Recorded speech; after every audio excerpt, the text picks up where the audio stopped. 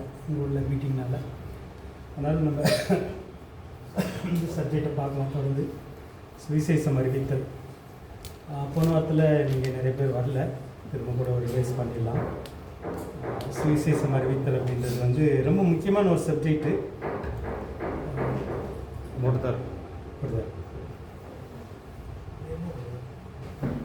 Loose connection.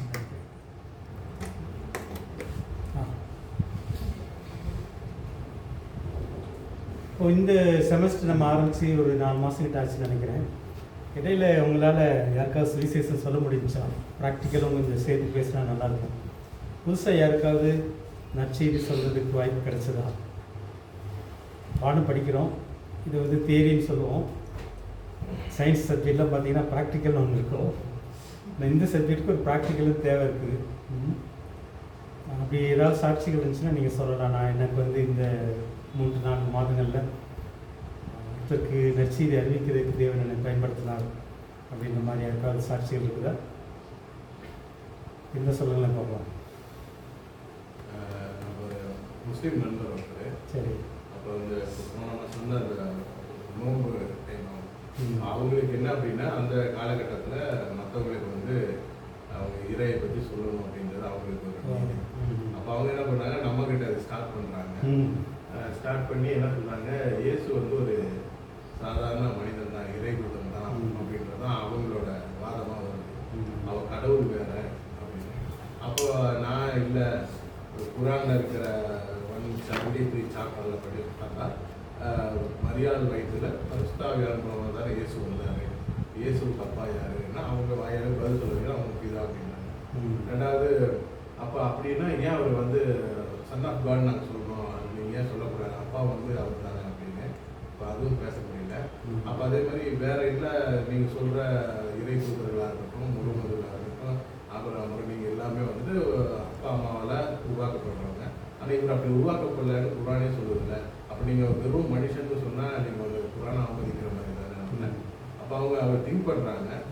சொல்லி வரும்போது அவங்க வந்து பிதாவும் அல்லாவும் ஒன்று அப்படின்ற ஒரு ஸ்டேட்மெண்ட் கொடுக்குறாங்க.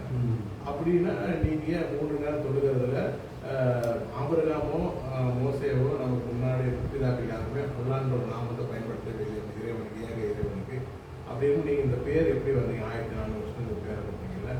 சரி, நீங்கள் பிதா தான் அல்ல அப்படின்னா நீங்கள் ஏன் எகோவான் தான் கொடுத்துட்டாங்க? நம்ம ஆபிரகாம் கொடுத்தாரு, நம்ம மோசே அப்படி தான் வந்து பேர் நம்ம சொன்னார். இப்போ பல அந்த நாமத்தை ஏன் நீங்கள் சொல்கிறது இல்லை அப்படின்போ அவங்க ஸ்டக் ஆகிடுறாங்க. அந்த இடத்துல அவங்களால அதை சொல்ல முடியாது. அப்படி பிதாவும் அல்லாவும் ஒன்று அப்படின்னா, அப்போ பிதாவை நம்ம மோசை எப்படி கும்பிட்டாரோ ஆபிரகாம் கிட்டே எகோவான்னு கூப்பிட்டா அந்த ஒரு நாமத்தை நீங்கள் சொல்லி நீங்கள் 3 நேரம் தொழுதல் ஒருத்தர் வாங்கி கொடுங்க அப்படின்னு நம்ம ஏற்றுக்கலாம்னா, இல்லை இல்லை அல்லான்ற நாமத்தை கூப்பிடுறோம். அப்போ ஆபிரகாம் தேவை, ஈசாக்கின் தேவை நீங்கள் கும்பிடல, நீங்கள் வேற யாரோ தேவை. இயேசு வந்து ஏற்கனவே சொன்னபடி வந்தவர் தான் அப்படின்னு சொல்லி இந்த சாமியார் இந்த சங்கீதம் தாவீதை அவங்க ஏற்றுக்கிறாங்க. 110ஆம் சங்கீதத்தில் சொல்லப்பட்ட 2 பேர் சொல்லியிருப்பார். அதை எல்லாம் சொல்லும்போது அவங்களுக்கு ஒரு கன்ஃபியூஷன் ஆகி ரொம்ப இதாகிட்டாரு. அதற்கு பிற்பாடு அவங்களோட டிமாண்ட், இயேசு வந்து ஒரு புனித மனுஷன் இல்லை, அவர் வந்து நமக்கு வந்து ஒரு அவதாரம், இந்த திருவள்ளுவர் பற்றியிருக்கிறார் குமாரனாக அப்படின்னு சொன்னோம். ஆனால் அவர் வந்து அது உள்ள போச்சோ இல்லையோ, பட் அல்லாவுக்கும் பிதாவுக்குமான வேறுபாடு ரொம்ப உள்ள போயிடுச்சு. அதனால அது ஒரு காசு அவங்களுக்கு அதை சொல்ல முடிச்சு. நம்ம சந்தோஷம் கைத்தரலாமா?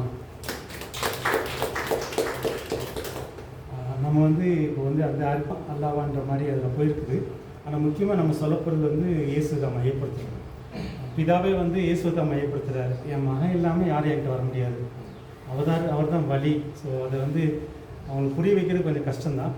இடையில கூட என்கிட்ட ஒருத்தர் பேசினார், நீங்கள் பெட்டபெருமாள் வந்து நாராயண் சொல்கிறது சரியில்லை, கர்நாடகாவில் ஒரு குரூப் இருக்குது, அவங்க போய் பார்க்கும்போது நாராயண் சொல்லிட்டு போனாங்க, அதனால் நீங்கள் அதை பயன்படுத்துறது சரியில்லை அப்படின்னாரு. அப்போ நான் வந்து சில வழக்கங்கள்லாம் கொடுக்க வேண்டியிருந்துச்சு. ஏன் நாராயண் பயன்படுத்துகிறோம் அப்படின்னா, படைத்தவர் அவர் தான். பெட்டபெருமாளுக்கு வந்து இந்து மக்கள் பயன்படுத்துகிற நாராயணை பற்றி தெரியாது. பெட்டபெருமாளை பொறுத்தவரை ஏதாவது காலில் கல் இல்லை தட்டி விழுவோம் அப்படின்னா கடவுளேன்னு கூப்பிடுவாங்க. கடவுளேன்னு கூப்பிடுறப்போது நாராயணன்னு கூப்பிடுவாங்க. அவர் யாருன்னு கேட்டால் அவர் தான் எல்லாத்தையும் படைத்தவர். அவரை கும்பிட்றீங்களான்னு கேட்டால் அவரை கும்பிட்றதில்லை, அவங்க வந்து வேறு முத்து இருந்த மாதிரி. அவருக்கு சில வழக்கங்கள்லாம் கொடுக்க வேண்டியச்சு. இப்போ அதே மாதிரி நான் வந்து அல்லாக்காரங்களையும் பேச வேண்டியிருந்துச்சு. இப்போ சில இடங்களில் இப்போ நான் நைஜீரியா போயிருந்த இடத்துல சில கம்யூனிட்டி வந்து அல்லான்னு தான் பயன்படுத்துகிறாங்க கடவுளுக்கு பதில் அல்லான்னு தான் பயன்படுத்துகிறாங்க. ஏன்னா அவங்களுக்கு வந்து இந்த அல்லா கான்செப்டெல்லாம் தெரியாது, ஒன்றுமே தெரியாது. கிறிஸ்தவ நைஜீரியாக்கள். ஆமாம், கிறிஸ்தவ நைஜீரியாவில் உள்ள ஒரு கிறிஸ்தவ குரூப் வந்து, ஏன்னா அவங்களுக்கு கடவுள்ன்றது தெரிஞ்சதெல்லாம் அல்லான்ற பேரில் தான் தெரிஞ்சது. அப்போ வந்து அவங்களுக்கு வந்து அல்லாவை வந்து கடவுளாக பயன்படுத்தி தப்பு இல்லை. இது வந்து யூனிவர்சலாக இருக்க முடியாது. இது வந்து ஒரு சில குறிப்புகளுக்கு ஏற்ற மாதிரி நான் அதுதான் அவங்கள்ட்ட பேசிகிட்டு இருந்தேன். ஏன் அல்லாவை பயன்படுத்தலாம் அவங்களுக்கு ஓகேன்னு சொல்லணும். இது வந்து நாங்கள் டிரான்ஸ்லேஷன்லேயே அல்லான்னு தான் வருது. கடவுள் வர இடத்துலலாம் அல்லான்னு தான் வரும். ஏன்னா அவங்களுக்கு அல்லானா யாருன்னா அவர் தான் கடவுள், அவர் தான் எல்லாத்தையும் படைச்சவர் அப்படிங்கிறது. அவங்களுக்கு என்ன தெரியாது. இப்போ வந்து முஸ்லீம் மக்கள் வந்து அல்லான்னு சொல்கிறாங்க. அவங்களுக்கு வந்து யாரை தெரியாது, முக்கியமாக இயேசுவை தெரியாது. இயேசுவை வந்து ஒரு தீர்க்கதரிசியாக பார்க்குறாங்க, ஒரு நபியாக பார்க்குறாங்க. நபி வந்து அவருடைய இறை தூதர், கடவுள் சார்பாக பேசுகிறார். அது மாதிரி அவங்க வந்து ஆதாம் தான் முதல் நபின்னு சொல்லுவாங்க. நிறைய நபிகள் இருக்கிறாங்க முஸ்லீம் மக்கள் மத்தியில். இது வந்து இந்த சப்ஜெக்டோட சம்மந்தப்பட்டது தான். ஒரு முஸ்லீமுக்கு நீ சுவிசேஷத்தை சொல்லணும் அப்படின்னா இந்த விஷயங்கள்லாம் தெரிஞ்சுக்கணும் அப்படின்றதுக்காக நம்ம பேசணும். அவங்களுக்குள்ள பிரச்சனை அப்படின்னா என்ன அப்படின்னா, அல்லாஹ் அவர் தான் எல்லாத்தையும் படைத்தவர். ஆனால் இயேசு வந்து நபியாக ஏற்றுக்குவாங்க, ஒரு இறை தூதுவராக, ஒரு தீர்க்கதரிசியாக ஏற்றுக்குவாங்க. ஆனால் இயேசு வந்து அல்லாவுடைய மகன் அப்படின்னு அவங்களால ஏற்றுக்க முடியாது. அல்லாவுக்கு என்ன இல்லை? பொண்டாட்டி இல்லை. பொண்டாட்டி இல்லாதனால மகன் இல்லை. ஸோ இந்த கான்செப்ட் அவங்களுக்கு புரியுற கஷ்டம். இப்போ வந்து நம்ம பிதாவுக்கு மனைவி இருக்கிறாங்களா? இது வந்து கிறிஸ்தவத்திலையும் உள்ள பிரச்சனை இதுதான். வந்து இயேசு வந்து என்ன சொல்லுவாங்கன்னா இல்லெஜிட்டிமேட் சைல்டு, அதாவது அவர் வந்து சரியான முறையில் பிறக்கலை அப்படின்ற மாதிரிலாம் இயேசுக்கு ஒரு கெட்ட பேர் தான் இருக்குது. மரியாள் வந்து கற்பந்தரிசி வந்து கணவனோட சேர்றதுக்கு முன்னாடி தான் வசனம் சொல்லுது. இதெல்லாம் நம்ம அவங்க வந்து வேறு திரிச்சு சாத்தான் சொல்கிறது என்னென்னா இயேசு வந்து முறை தவறி பிறந்தவர் அப்படின்ற மாதிரிலாம் இருக்குது. இது இந்த குழப்பம் எல்லாத்துக்கும் இருக்குது. இது விளக்குறது கொஞ்சம் கஷ்டம். அதனால தான் நாங்கள் ஏசியா புஸ்தகம் நேற்று படிக்கிட்டு இருக்கும்போது இயேசு பிறப்பை பற்றி சொல்லுவாங்க. புருஷன் அறியாத ஒரு பெண் கற்பம் தரிப்பாள், புருஷனோட சேராத ஒரு பெண் கற்பம் தரிப்பாள். புருஷனோட சேராத ஒரு பெண் தான் எப்படி கற்பம் தரிப்பானோ அதே அற்புதம். அங்கே தான் ஆவியானவர் வந்து நிலையிலிடுகிறார். ஆவியானவர் வந்து மரியாதை மேலே நிலையிடும் போது இயேசு மரியாதை வயிற்றில் உருவாகிறத பார்க்கணும். இப்போ வந்து பிதாவுக்கு வந்து மரியாள் வந்து மனைவி கிடையாது. இந்துக்கள் இதெல்லாம் நிறைய பழக்கம் பேசுவாங்க. பிதாவாகிய தேவனுக்கு அல்லது ஆவியானவருக்கு மரியாதை என்ன கிடையாது? மனைவி கிடையாது. எதுக்காக நம்ம இதெல்லாம் இப்போ வாசித்திருக்கோம். ஆதாம் வந்து முதல் மனிதன், அவன் தோற்று போகிறான். அவன் யார்கிட்ட தோற்று போகிறான்? அதுதான் நம்ம இந்த சப்ஜெக்டில் முக்கியமாக பார்க்கலாம்.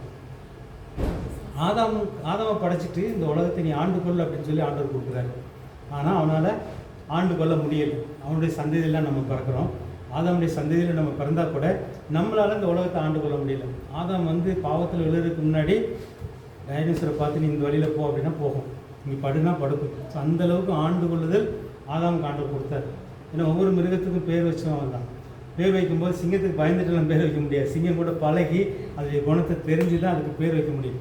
ஸோ ஆதாமுக்கு அந்த ஆண்டு கொள்ளுகிறது, இயற்கையை, மிருகங்களை எல்லாவற்றையும் ஆண்டு கொள்ளுகிற ஒரு அதிகாரத்தை கொடுத்து தான் ஆண்டவர் படைத்தார். ஆனால் அவன் இறந்துட்டான். எப்படி இறந்தான்? இதெல்லாம் சப்ஜெக்ட் வந்துட்டோம். இதோடு சேர்த்து நம்ம நல்லா பார்க்க போகிறோம். எப்படி இறந்தான்?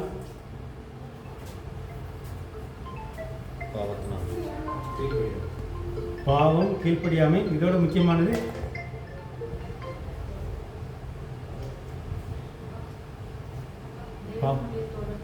தேவனுடைய தொடர்பை இழக்கிறது. வேற இது எல்லாமே சேர்ந்ததான்.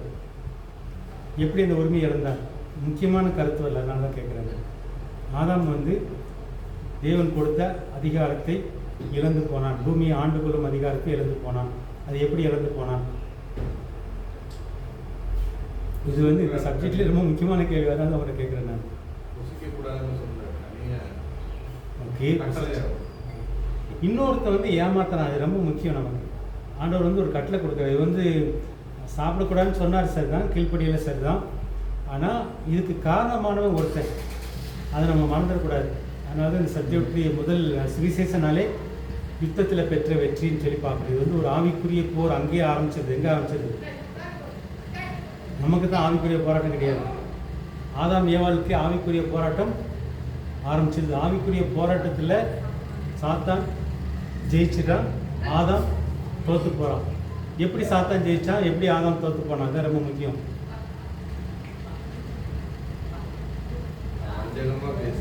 வஞ்சகமாக பேசி, அதாவது இந்த ஏமாத்துற குணம் தான் சாத்தானுடைய சந்தேகத்தை உருவாக்குறது. இப்போ வந்து இந்த பழத்தை சாப்பிட்டேன்னா நீ அவரை மாதிரி ஆயிடுவ, கடவுள் மாதிரி. ஆனால் உண்மையிலே ஆதாம் ஏவாள் எப்படி இருக்காங்க, எப்படி படைச்சார் ஆண்டவர்? அவர் மாதிரி தான் படைச்சார். அவர் மாதிரி எல்லாத்தையும் கொடுத்தாரு, ஆனால் அவருக்கு மேலே போக முடியாது. ஆனால் அவரை மாதிரியே எல்லாத்தையும் தான் படைச்சார். ஆனால் இவங்க சந்தேகத்தை உருவாக்குறாங்க. அப்போ கடவுள் மேலேயே ஒரு சந்தேகத்தை உருவாக்கி அவங்க மனசில் வந்து இச்சையை உருவாக்குறது. ஏவாளுக்கு வந்து இச்சை வருது, இது பறித்து சாப்பிட்டா நம்மளும் அவரை மாதிரி. இது ஏன் செய்கிறான் சாத்தான்? இது வந்து ஆவிக்குரிய போர். இந்த ஆவிக்குரிய போரில் வந்து முதல் மனிதன் தோற்று போனான். அதனால தான் கடைசி ஆதாமாகி இயேசு வர வேண்டியிருக்கு. இந்த இயேசு வந்து புரிய வைக்கிறதுக்கு ரொம்ப முக்கியம். அதனால தான் சுவிசேஷத்தின் மையப்பொருளே யார்? இயேசு தான். இப்போ வந்து பிதா அல்லான்ற காரியங்கள் நம்ம பேசணும். ஆனால் இயேசுவை புரிய வைக்கிறது தான் சுவிசேஷத்தின் மையப்பொருள். நம் மைண்ட் எல்லாமே அதில் தான் இருக்கும். இல்லைன்னா மற்றெல்லாம் ஆர்குமெண்ட்டில் போயிடும். இப்போ இயேசுவை புரிய வச்சுட்டோம் அப்படின்னா நற்செய்தியை ஏற்றுக்கொண்டாங்க. அதுதான் இயேசுவை புரிய வைக்கிறது தான் இந்த சுவிசேஷத்தில் நம்ம இவ்வளோ காரியங்கள் பார்க்குறோம். ஸோ இப்போ வந்து ஆதாம் வந்து தோத்தே போகலை அப்படின்னா இயேசு வர வேண்டியிருக்குதா? முதல் ஆதாம் வந்து சாத்தான்ட்ட தோற்று போகலை. பூமி வந்து ஆண்டு கொண்டு இருக்கார். பூமியை, இயற்கையை, கடலை, புயல் வந்தாலும் சரி, எது வந்தாலும் சரி அவன் ஆண்டு கொள்ள முடியும். இப்படிதான் ஒரு அதிகாரத்தை ஆண்டவர் கொடுத்தார். அப்படி இருந்தால் இயேசு பிறக்க வேண்டியதை கட்டாயம் இருக்குதா? இல்லை.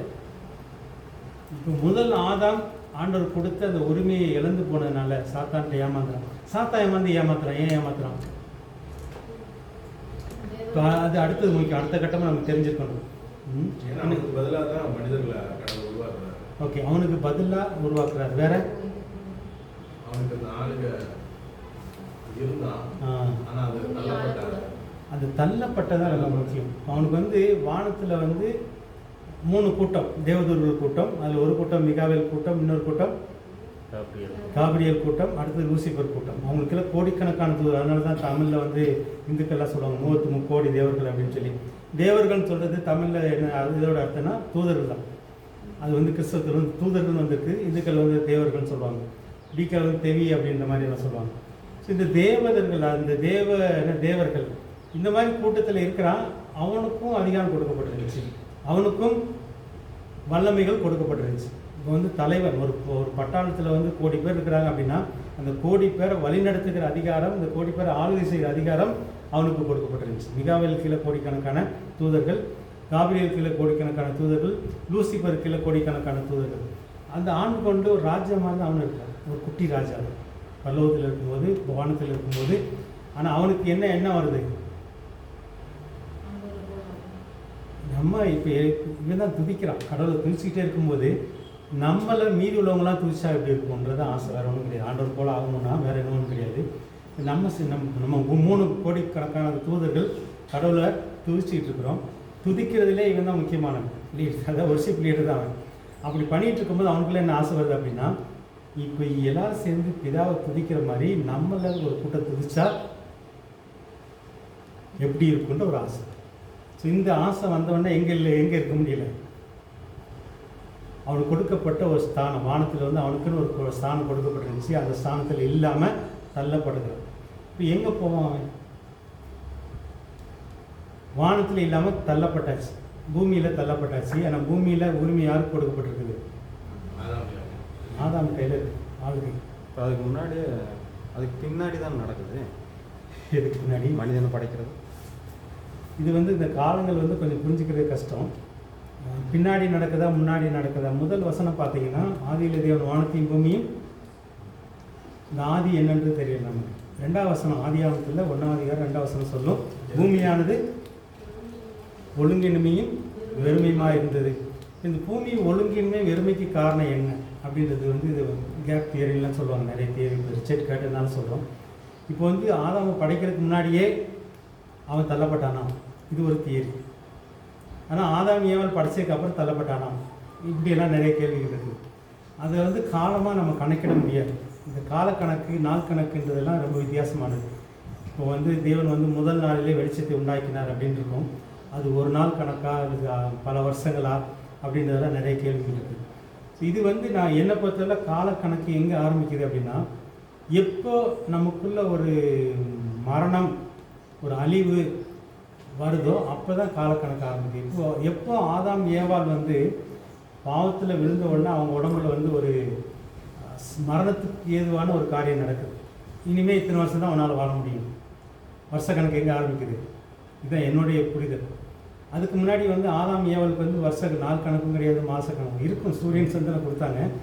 இப்போ நான் வந்து சாக போகல அப்படின்னா வருஷத்தை கணக்கு போடுவாங்க. எனக்கு வந்து மரணமே இல்லை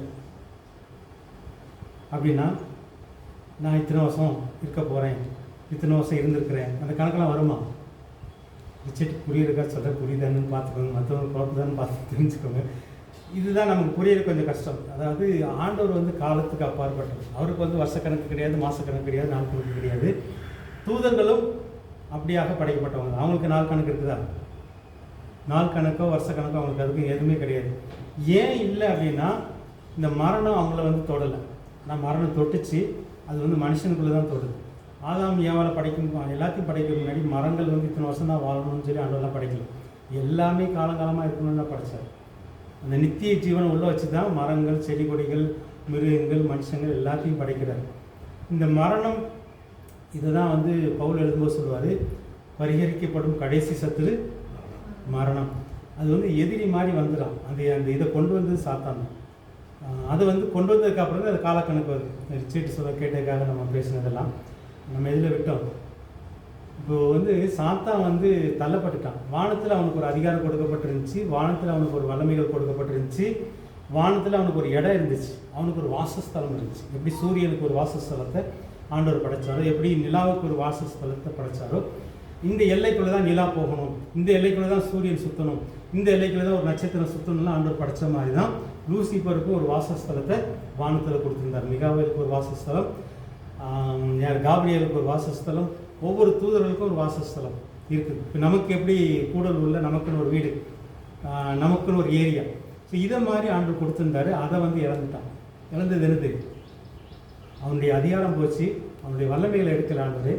அவனுடைய வல்லமையோடு தான் ஒளிதான். அவனுடைய அதிகாரம் போச்சு, அவனுடைய வாசஸ்தலம் போச்சு. பூமியில் தள்ளப்பட்டான். பூமியில் விழுந்தால் பூமி வந்து யார் அதிகாரத்தின் கீழே இருக்குது? ஆதாம் ஏவாள் அதிகாரத்தின் கீழே இருக்குது. இப்போ இதை வந்து நம்ம எடுக்கலை அப்படின்னா நமக்கு இடம் இல்லை. இப்போ வந்து அந்த அசுத்தாவிகள் எல்லாம் ஒரு உடம்பை தேடியும் அலையுது. லூசிபர் கூட விழுந்த ஆவிகள்லாம் நிறைய இருக்குது. அவங்க எல்லாம் ஒரு உடம்பை தேடி அலைகிறாங்க. ஏன் ஒருத்தங்களை பேய் பிடிக்குது? பேய் பிடிச்சிருச்சுன்னு சொல்கிறோம். இது வந்து இயேசு காலத்தில் நிறையா இருந்துச்சு. இப்போ வந்து அது மறைமுகமாக மாறிடுச்சு. பேய் இருந்தால் கூட பேயே இல்லைன்ற மாதிரிலாம் பேசுகிறவங்க இருக்காங்க. அது பேய் வந்து பல விதமாக குழப்பம் பேசுகிறாங்க, செத்தவங்க அப்படின்ற மாதிரி நிறைய பழக்கங்கள்லாம் இருக்குது. ஏன் வந்து ஒரு பேய் ஒருத்தர் உடம்பு தேடி அலையுது, உடம்பு பிடிக்குது? இருக்க இடம் தேவை, ஏதாவது ஒரு இடம் இருக்கணும். ஸோ இதுதான் இப்போ சாத்தானுடைய நிலைமை என்னென்னா, அவனுக்கு தங்க இடம் இல்லை, இருக்க இடம் இல்லை. அதனால தான் பூமியில் வந்துட்டு ஆதாமை ஏமாற்றி அந்த அதிகாரத்தை எடுத்துக்கணும். இப்போ இந்த அதிகாரத்தை மீட்டு கொடுக்கணும். இப்போ வந்து இந்த இது ஏன் மக்கள் வந்து அதாவது இருக்குது பொதுவாக வந்து ஏன் மனுக்குள்ள இவ்வளோ கஷ்டப்படுது, ஏன் வந்து பேயின் தொல்லைகள், ஏன் நோயின் தொல்லைகள், இதுக்கெல்லாம் பதில் தேடினோன்னா இதில் தான் நமக்கு பதில் கிடைக்குது. இதை வந்து நம்ம புரிய வைக்கணும். இப்போ வந்து ஒரு முஸ்லீமுக்கு வந்து இயேசுவை புரிய வைக்கணும்னா இவ்வளோ காரியமாக பேச வேண்டியது. முதல் ஆதாம் வந்து ஒரு முதல் தீர்க்கதரிசி மாத்திரம் இல்லை, இயேசு வந்து ஒரு நபி மாத்திரம் இல்லை. இயேசு வந்து முதல் ஆதாமுக்கு பதிலாக அவன் எதை இழந்தானோ அவங்களுக்கும் சாத்தான் கான்செப்ட்லாம் இருக்குது. ஆனால் அவங்களுக்கு வேறு மாதிரி இருக்குது கான்செப்டை குழப்பி வச்சுருக்காங்க. இந்த மாதிரி இதெல்லாம் உங்களுக்கு புரிய வைக்கிறதுக்காக நம்ம எங்கே முயற்சி பண்ணுறோம் அப்படின்னா, இயேசுவை புரிய வைக்கிறது தான் நற்செய்தி. அதை மட்டும் நீங்கள் மறந்துடாங்க. ஒருத்தருக்கு வந்து இப்போ பெட்ட குடும்பருக்கு வந்து இயேசுவை புரிய வைக்கணும்னு நான் எங்கே ஆரம்பிக்கணும்? நீ சொல்லு பார்க்குறேன். முதல் ஆதாமில் கணக்கு தொடங்குச்சு. அந்த கணக்கை தீர்க்கிறதுக்கு தான் சாமி ஆடுறாங்க நம்ம மக்கள். அது வந்து நம்ம தாத்தா கணக்கு, நம்ம முப்பாட்டம் கணக்கெல்லாம் அப்படியே கூட்டிகிட்டே வருது. ஏன் சாமி ஆடுறாங்கன்னு கேட்டிங்கன்னா, கணக்கு தீர்க்கணும். அந்த கணக்கு தீராதனால தான் நமக்கு வியாதி வருது, பிரச்சனை வருது, சாவு வருது. அப்படி கணக்கு தீர்க்கிறதுக்கு சாமி ஆடும்போது என்ன செய்கிறாங்க?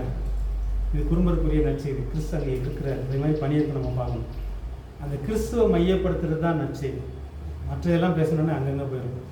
அதனால தான் நம்ம கிறிஸ்துவை ரொம்ப மையப்படுத்திகிட்டே இருக்கிறோம். சுவிசேஷனாலே நற்செய்தி. இயேசு எப்படி பெட்ட குடும்பருக்கு தலன்னா மாறுறாரு அப்படின்னா நற்செய்தி. அவங்க சாமி ஆடும்போது ஒன்று செய்வாங்க, பேசி பேசி ஆவிகள்லாம் கூப்பிடுவாங்க. அங்கே வர்ற ஆவி வந்து தாத்தா ஆவி, பாட்டி ஆவியெல்லாம் கிடையாது. வர்றது வந்து யார்? இந்த விழுந்து போன தூதர்கள் பொம்மன் பேரில், கேத்தன் பேரில், இந்த தாத்தா பாட்டி பேரில் வருவாங்க, வந்து பேசுவாங்க.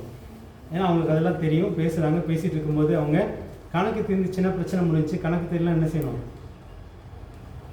ஒரு கோத்திர தலைவர் வந்து என் தலையை கொடுக்குறேன்னு சொல்லணும். இதெல்லாம் உண்மையிலே நடக்கிற சம்பவம். மாறனுடைய அப்பா சொல்லியிருக்கிறார். மாறனும் அவங்க அண்ணனும் உடம்பு சரியில்லாமல் சாகரமாக இருக்கிறாங்க. நம்ம மாறன் அப்பா சொல்கிறாரு, அவருக்கு வந்து இந்த ஆவிகளோட பேசுகிற பழக்கம்லாம் இருக்குது. அப்போ அவர் சொல்கிறாரு, என் மக்கனை கூட்டாக என் மண்டியை திண்டகை. அப்படின்னா என் பிள்ளைங்களை விட்டு என் தலையை சாப்பிட்டுக்கோ அப்படின்னு சொல்லியிருக்கிறாரு. சொன்னதுனால 2 பிள்ளைங்க பொழைச்சிது. அவர் தலை போச்சு. அவர்கிட்ட நாங்கள் நிறைய சொல்லியிருக்கோம். அவர்கிட்ட என்ன சொல்கிறோம் அப்படின்னா, நீ உன் தலையை கொடுத்துட்ட, பேய் கையில் தலையை கொடுத்தாச்சு. இப்போ உனக்கு சத்தியம் தெரியாதனால உன் தலையை பேய் கையில் கொடுத்துருக்குற. இப்போ வந்து என்ன சொல்லணும் அப்படின்னா, எனக்கு பதில் இயேசு தலையை கொடுத்தாரு. எங்கள் கணக்குக்கு பதில், எங்கள் தாத்தா பாட்டி கணக்குக்கு பதில் இயேசு வந்து தலையை கொடுத்தார் சிலுவையில். இந்த கணக்கெல்லாம் அவர் தலையில் ஏற்றுக்கிட்டு அவர் சிலுவையில் போய் தலையை கொடுத்ததுனால என் தலை உனக்கு அவசியம் இல்லை, என் தலையை நான் கொடுக்க மாட்டேன்னு சொல்லணும். இதுதான் ஆவி உலகத்தோட. இப்போ குடும்பம் வந்து ஆவி உலகத்தோடு பேசுகிறாங்க அப்படின்னா இதெல்லாம் நிறைய பேசும். அவர் பேசியிருப்பார் அப்படின்னா தப்பிச்சிருப்பார். அவங்க அப்பா போயிட்டார் கொஞ்ச நாள் அவர் குடிக்க வச்சிருந்தாங்க. இதுதான் ஒரு சமுதாயத்தில் வந்து இயேசு வந்து எங்கள் சுவிசேஷகம், அதாவது நற்செய்தியாக மாறுறாரு, ஒரு சமுதாயத்தில் மாறுறாரு. இது வந்து யூத சமுதாயத்தில் எப்படி இயேசு நற்செய்தியாக மாறுறாரு, அது ஒரு சமுதாயம் தான். இயேசு எப்படி மாறுறாரு நற்செய்தியாக? சுவிசேஷத்தின் மையப்பொருளுக்கு தான் பேசுறது. நீங்கள் முஸ்லீம் பற்றி பேசுனீங்க. குறும்பருக்கு நற்செய்தி வந்து இயேசு தலன்னா மாறுறது. அதே மாதிரி இஸ்ரவேல் மக்களுக்கு, யூத மக்களுக்கு இயேசு எப்படி மாறுறாரு? மேசியா. ஓகே, அவங்களுக்கு மேசியான்னு ஒரு கான்செப்ட் இருந்துச்சு. வேற மேசியான்றது வந்து தாவீது மாதிரி ஒரு ராஜா வருவார். அவர் வந்து நம்மளை நல்லா ஆட்சி செய்வார் அப்படின்றத ஒரு கான்செப்ட். தாவீது காலம் தான் இஸ்ரேல் மக்களுக்கே நல்ல ஆட்சி, பொற்கால ஆட்சின்னு சொல்லுவோம்ல, அந்த ஆட்சி தாவீது கொடுத்தார். ஏன்னா தாவீது காலத்தில் எந்த எதிரியும் தலை எடுக்க முடியல. இவர் எவன் வந்தாலும் சரி அடித்து தள்ளுவார் தாவீது. ஸோ தாவீதுக்கு அந்த வல்லமையை கொடுத்து எதிரிகள் வராத அளவுக்கு எதிரிகளை தோற்கடித்து தாவீது ஒரு நல்ல ஆட்சியை, பொற்கால ஆட்சியை இஸ்ரேல் மக்களுக்கு கொடுத்தார். அப்போ தான் அந்த இஸ்ரேல் சமுதாயமே 12 கோத்திரமும் ஒன்றா இருக்குது. யாரும் அவங்க ஒன்றும் செய்ய முடியல. அது அவருக்கு அப்புறம் வந்து சாலமோன் காலமும் நல்லது தான். ஆனால் யுத்தமெல்லாம் கிடையாது. சாலமோன் பெருசாலாம் யுத்தம்லாம் பண்ணலை. எதிரிகள் இல்லை. ஆனால் அதுக்கப்புறம் அந்த ராஜ்யங்கள் பிரிஞ்சு அடிவாங்க ஆரம்பித்தாங்க. எதிரிகள்கிட்ட அடிவாங்க ஆரம்பித்தாங்க. அதனால் என்ன எதிர்பார்ப்பு இருந்துச்சு அவங்களுக்குள்ள? இதுதான் மேசியா கான்செப்ட். இஸ்ரேல் மக்களுக்குள்ள இருந்த மேசியா கான்செப்ட். வேறு இயேசு எப்படி வந்து இஸ்ரேல் மக்களுக்கு, யூதேய மக்களுக்கு நற்செய்தியாக மாறுறாரு? இது தெரிஞ்சால் தான் நம்ம ஒவ்வொரு சமுதாயத்துக்கு ஏற்ற மாதிரி நம்ம அதை பார்க்க போகிறோம். அதுக்கு ஆதாரமாக தான் இதை பேசுகிறது. தீர்க்க தரிசனம் முக்கியமானது வரல, அவ்வளோதான். அதுதான் ரொம்ப முக்கியம். இந்த ஆடு மாடு பலி செலுத்திட்டே இருக்கிறாங்க. இது எங்கே ஆரம்பிச்சது? பலி செலுத்துறது எங்கே ஆரம்பிச்சது? ஆபிரகாமில் ஆரம்பிச்சு அதுக்கு முன்னாடியே ஆபேல் காயிலே ஆரம்பிச்சிச்சு. இதோடைய அர்த்தம் என்ன? இப்போ வந்து காயின் பலி செலுத்துகிறான், ஆபேல் பலி செலுத்துகிறாங்க. இதோடைய அர்த்தம் என்ன? அல்லது ஆபிரகாமே பலி செலுத்துறாரு, அதோடைய அர்த்தம் என்ன? எதுக்காக பலி செலுத்த ஆரம்பித்தாங்க? இது வந்து இஸ்ரேல் சமுதாயத்தில் தான் ஆரம்பிக்குது. அதாவது இஸ்ரேல் சமுதாயம் ஆரம்பிக்கிறதுக்கு முன்னாடி பலிகள் ஆரம்பிச்சிருச்சு. அது ஆபிரகாம் வந்து அந்த சமுதாயத்தின் முப்பாட்டன். ஆபிரகாமுடைய மகன் ஈசாக்குடைய மகன் யாக்கோபுக்கு 12 பிள்ளைங்க. யாக்கோபு தான் இஸ்ரவேல் பேர் மாறுறாரு. ஸோ அந்த 12 கோத்திரமாக ஒரு சமுதாயமாக மாறுது. ஸோ இந்த பலி செலுத்துறது வந்து ரொம்ப முக்கியம் இஸ்ரேல் சமுதாயத்தில். எதுக்காக பலி செலுத்தினாங்க?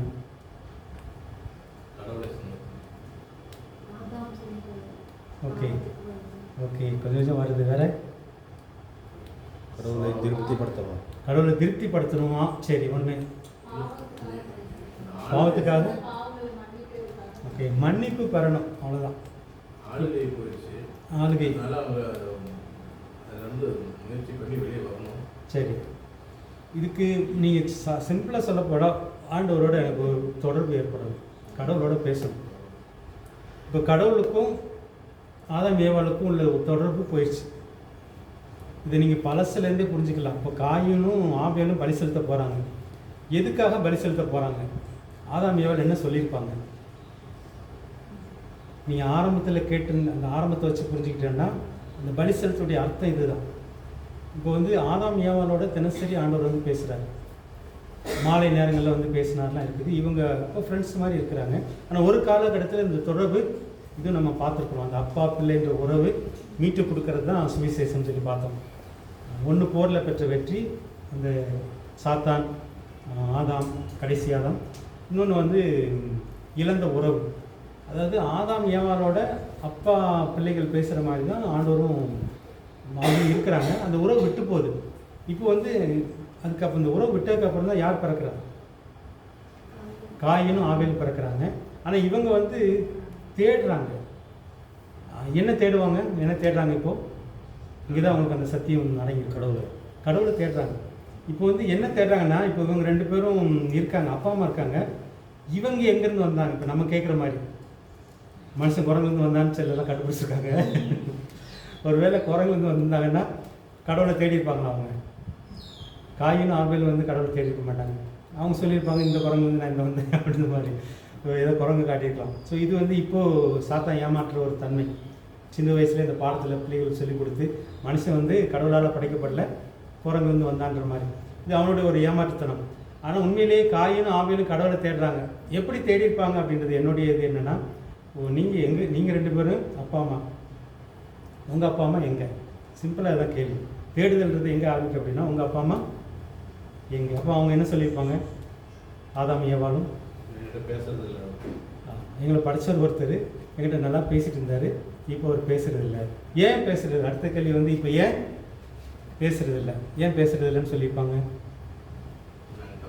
நாங்கள் தப்பு பண்ணிட்டோம், எங்களுக்கு பயமாகிடுச்சு. முதல்ல ரொம்ப நல்லா இருந்துச்சு அவர் கூட பேசுகிறது. நாங்கள் தப்பு பண்ணதுக்கப்புறம் அவர் பார்க்க எங்களுக்கு பயமாக இருந்துச்சு, எங்களுக்கு வெக்கமாக இருந்துச்சு, நாங்கள் ஓடி ஒழிஞ்சிக்கிட்டோம். அப்போ அவர் என்ன பண்ணார்? இது எல்லாமே அடங்கியிருக்கு. இதுதான் அந்த என்ன சொல்கிறது, இந்த தேடுதலில் வந்து அவங்க என்ன கண்டுபிடிக்கிறாங்கன்றது. அப்போது என்ன சொல்லியிருப்பாங்க? நாங்கள் வெக்கம் இல்லாமல் ஆண்டவர் பார்க்கணும் அப்படின்னா எங்கள் நிர்வாணத்தை மூடணும். அதுக்கு வந்து அவர் ஒரு மிருகத்தை அடித்தார். அது மாடோ தெரியாது, மாடோன்னுலாம் தெரியாது, சொல்லப்படல. ஒரு மிருகத்தை அடித்தார். பாவம் செய்யாத ஒரு மிருகம் எங்களுக்காக செத்துச்சு, அவருடைய ரத்தம் சிந்தப்பட்டுச்சு. அந்த தோர எடுத்து எங்களுடைய நிர்வாணத்தை மூடினாரே. இது எல்லாமே சொல்லியிருப்பாங்க. இதனால் இவங்க 2 பேருக்குள்ள ஒரு தேடுதல் வருது. ஆனால் உண்மையாக தேடினது ஆபேல். ஆனால் ஆபேல் கடவுளோட பேச ஆரம்பிச்சிட்டா நம்ம என்ன ஆகுன்றதான் காயின். இப்போ ஆபேலுக்கும் காயினுக்குள்ள வித்தியாசம். இது வந்து எல்லா மதமும் இதில் அடங்கியிருக்கு.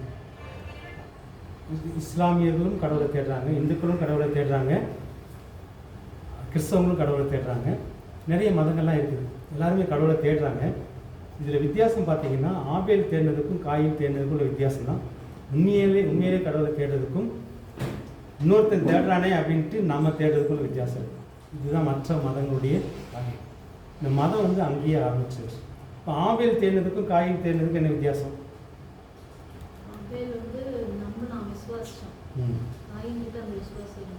ஓகே, என்ன விசுவாசித்தான் ஆபேல்?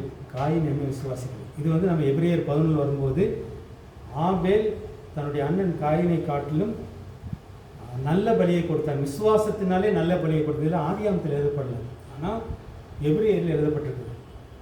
2 பேர் பலி கொடுத்ததில்லை. ஒருத்தன் விசுவாசத்தோடு பலி கொடுத்தான், இன்னொருத்தன் விசுவாசம் இல்லாமல் பலி கொடுத்தான். இதில் வந்து சிலர் சொல்லுவாங்க, ஆபேல் வந்து ஆட்டை பலி கொடுத்ததுனால கடவுள் ஏற்றுக்கிட்டாரு, ரத்த பலி. ஆனால் காயின் வந்து காய்கறிகளை கொடுத்ததுனால ஏற்றுக்கலாம்பாங்க. இந்த காணிக்கையில் வித்தியாசம்லாம் கிடையாது. ஆனால் 2 பேரும் உள்ள இனத்தை நம்பி கொடுத்தாங்கன்றது தான் வித்தியாசம். முதற் பலன்லேயும் வித்தியாசம் கிடையாது. விசுவாசம் தான் முக்கியம் இல்லை. அதாவது பழைய ஏற்பாட்டில் வந்து இதை பற்றி தெளிவாக சொல்லலை. ஆனால் எபிரேயருக்கு வரும்போது 2 பேரும் பலி செலுத்துகிறாங்க. ஆனால் ஒருத்தன் விசுவாசத்தோடு கொடுக்குறான், இன்னொருத்தன் விசுவாசம் இல்லாமல் கொடுக்குறான். அதில் ஆபேலுடைய பலி தான் விசுவாசத்தோடு கொடுக்கப்பட்டது, காயினுடைய பலி விசுவாசம் இல்லாமல் கொடுக்கப்பட்டது. இது என்ன விசுவாசம்? ஓகே, வேற ஏன் காயின் ஏன் நம்பலை? நான் கொடுத்தா கடவுள் ஏற்றுக்க மாட்டாங்கிறத.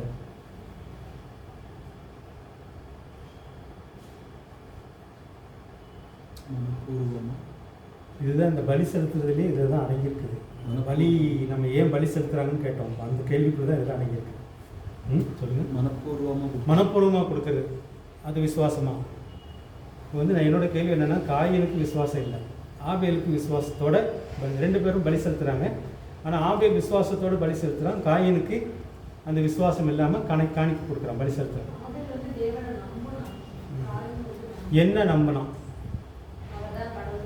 அவர் தான் கடவுள்ன்றது வேற. காயினுக்கு வந்து கடவுள் அவர் வேறு கடவுள்ன்றதெல்லாம் இல்லை, காயினுக்கும் அவர் தான் கடவுள்னு தெரியும். ஆனால் ஆபேலுக்கும் என்ன வேற அப்பா கிடையாது. எங்கள் அப்பா அம்மா சொன்ன வச்சு சொல்லுங்கள். விதம் பிரதிபலனை எதிர்பாராம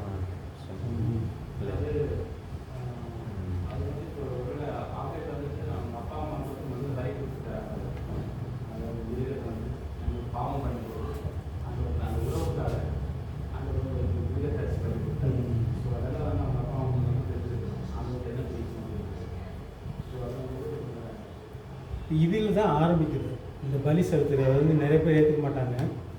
இந்துக்களே ஒரு குரூப் வந்து ஆடு கடை வெட்டுவாங்க, கோழி வெட்டுவாங்க. இன்னும் ஒரு குரூப் வந்து அதெல்லாம் ஏற்றுக்காது. இதில் என்ன அப்படின்னா, ஆபேலுக்கு வந்து நம்பிக்கை என்ன அப்படின்னா, இப்போ எங்கள் அப்பா அம்மா கூட ஆண்டவர் பேசினார், அப்போ இப்போ என்கிட்ட பேசணும், நான் அவர் கூட பேசணும். அவங்க திரும்ப தப்பு பண்ணதுக்கப்புறமும் வந்து செஞ்ச ஒரு காரியம் ஒன்று இருக்குது. ஒரு மிருகத்தை அடித்து அது ரத்தம் சிந்தி அந்த தோல் எடுத்து கொடுத்துறாரு அப்படின்னா, இவன் என்ன ட்ரை பண்ணியிருக்கலாம் அப்படின்னா, இப்போ ஏன் மானத்தை நான் மறைச்சேன் அப்படின்னா, நானும் ஒரு மிருகத்தின் தோலை எடுத்து என் மானத்தை மறைச்சேன் அப்படின்னா எனக்கு வெக்கம் இல்லாமல் கடவுள்கிட்ட பேசலாமா இருக்கும். அந்த தேடுதல் யாருக்குள்ள வருது? இதுக்கு பின்னாடியில் இயேசு இருக்கிறார். இந்த பலி செலுத்துறதுக்கு பின்னாடியில் இயேசுவை வந்து மறைமுகமாக கடவுள் சொல்லிகிட்டே இருப்பார் பழைய ஏற்பாட்டில். இப்போ வந்து நீங்கள் நீ ஒரு தப்பு பண்ணிட்டு அப்படின்னா, ஒரு ஆட்டை கொண்டு வா, ஒரு மாட்டை கொண்டு வா, இல்லை ஒரு புறாவை கொண்டு வா அப்படின்னு ஏன் சொல்லார் அப்படின்னா, அவர் அதனால தான் நீங்கள் சங்கீதம் வாசிக்கும் பார்த்தீங்கன்னா, எனக்கு பசி எடுத்தால் எனக்கு ஆட்டு ரத்தம் வேண்டாம், மாட்டு ரத்தம் வேண்டாம், ஏன்னா காட்டில் நான் எத்தனையோ படைச்ச மிருகங்களாக இருக்குது, ஒரு யானையை கொண்டு கூட அந்த ரத்தத்தை குடிச்சுக்குவேன்.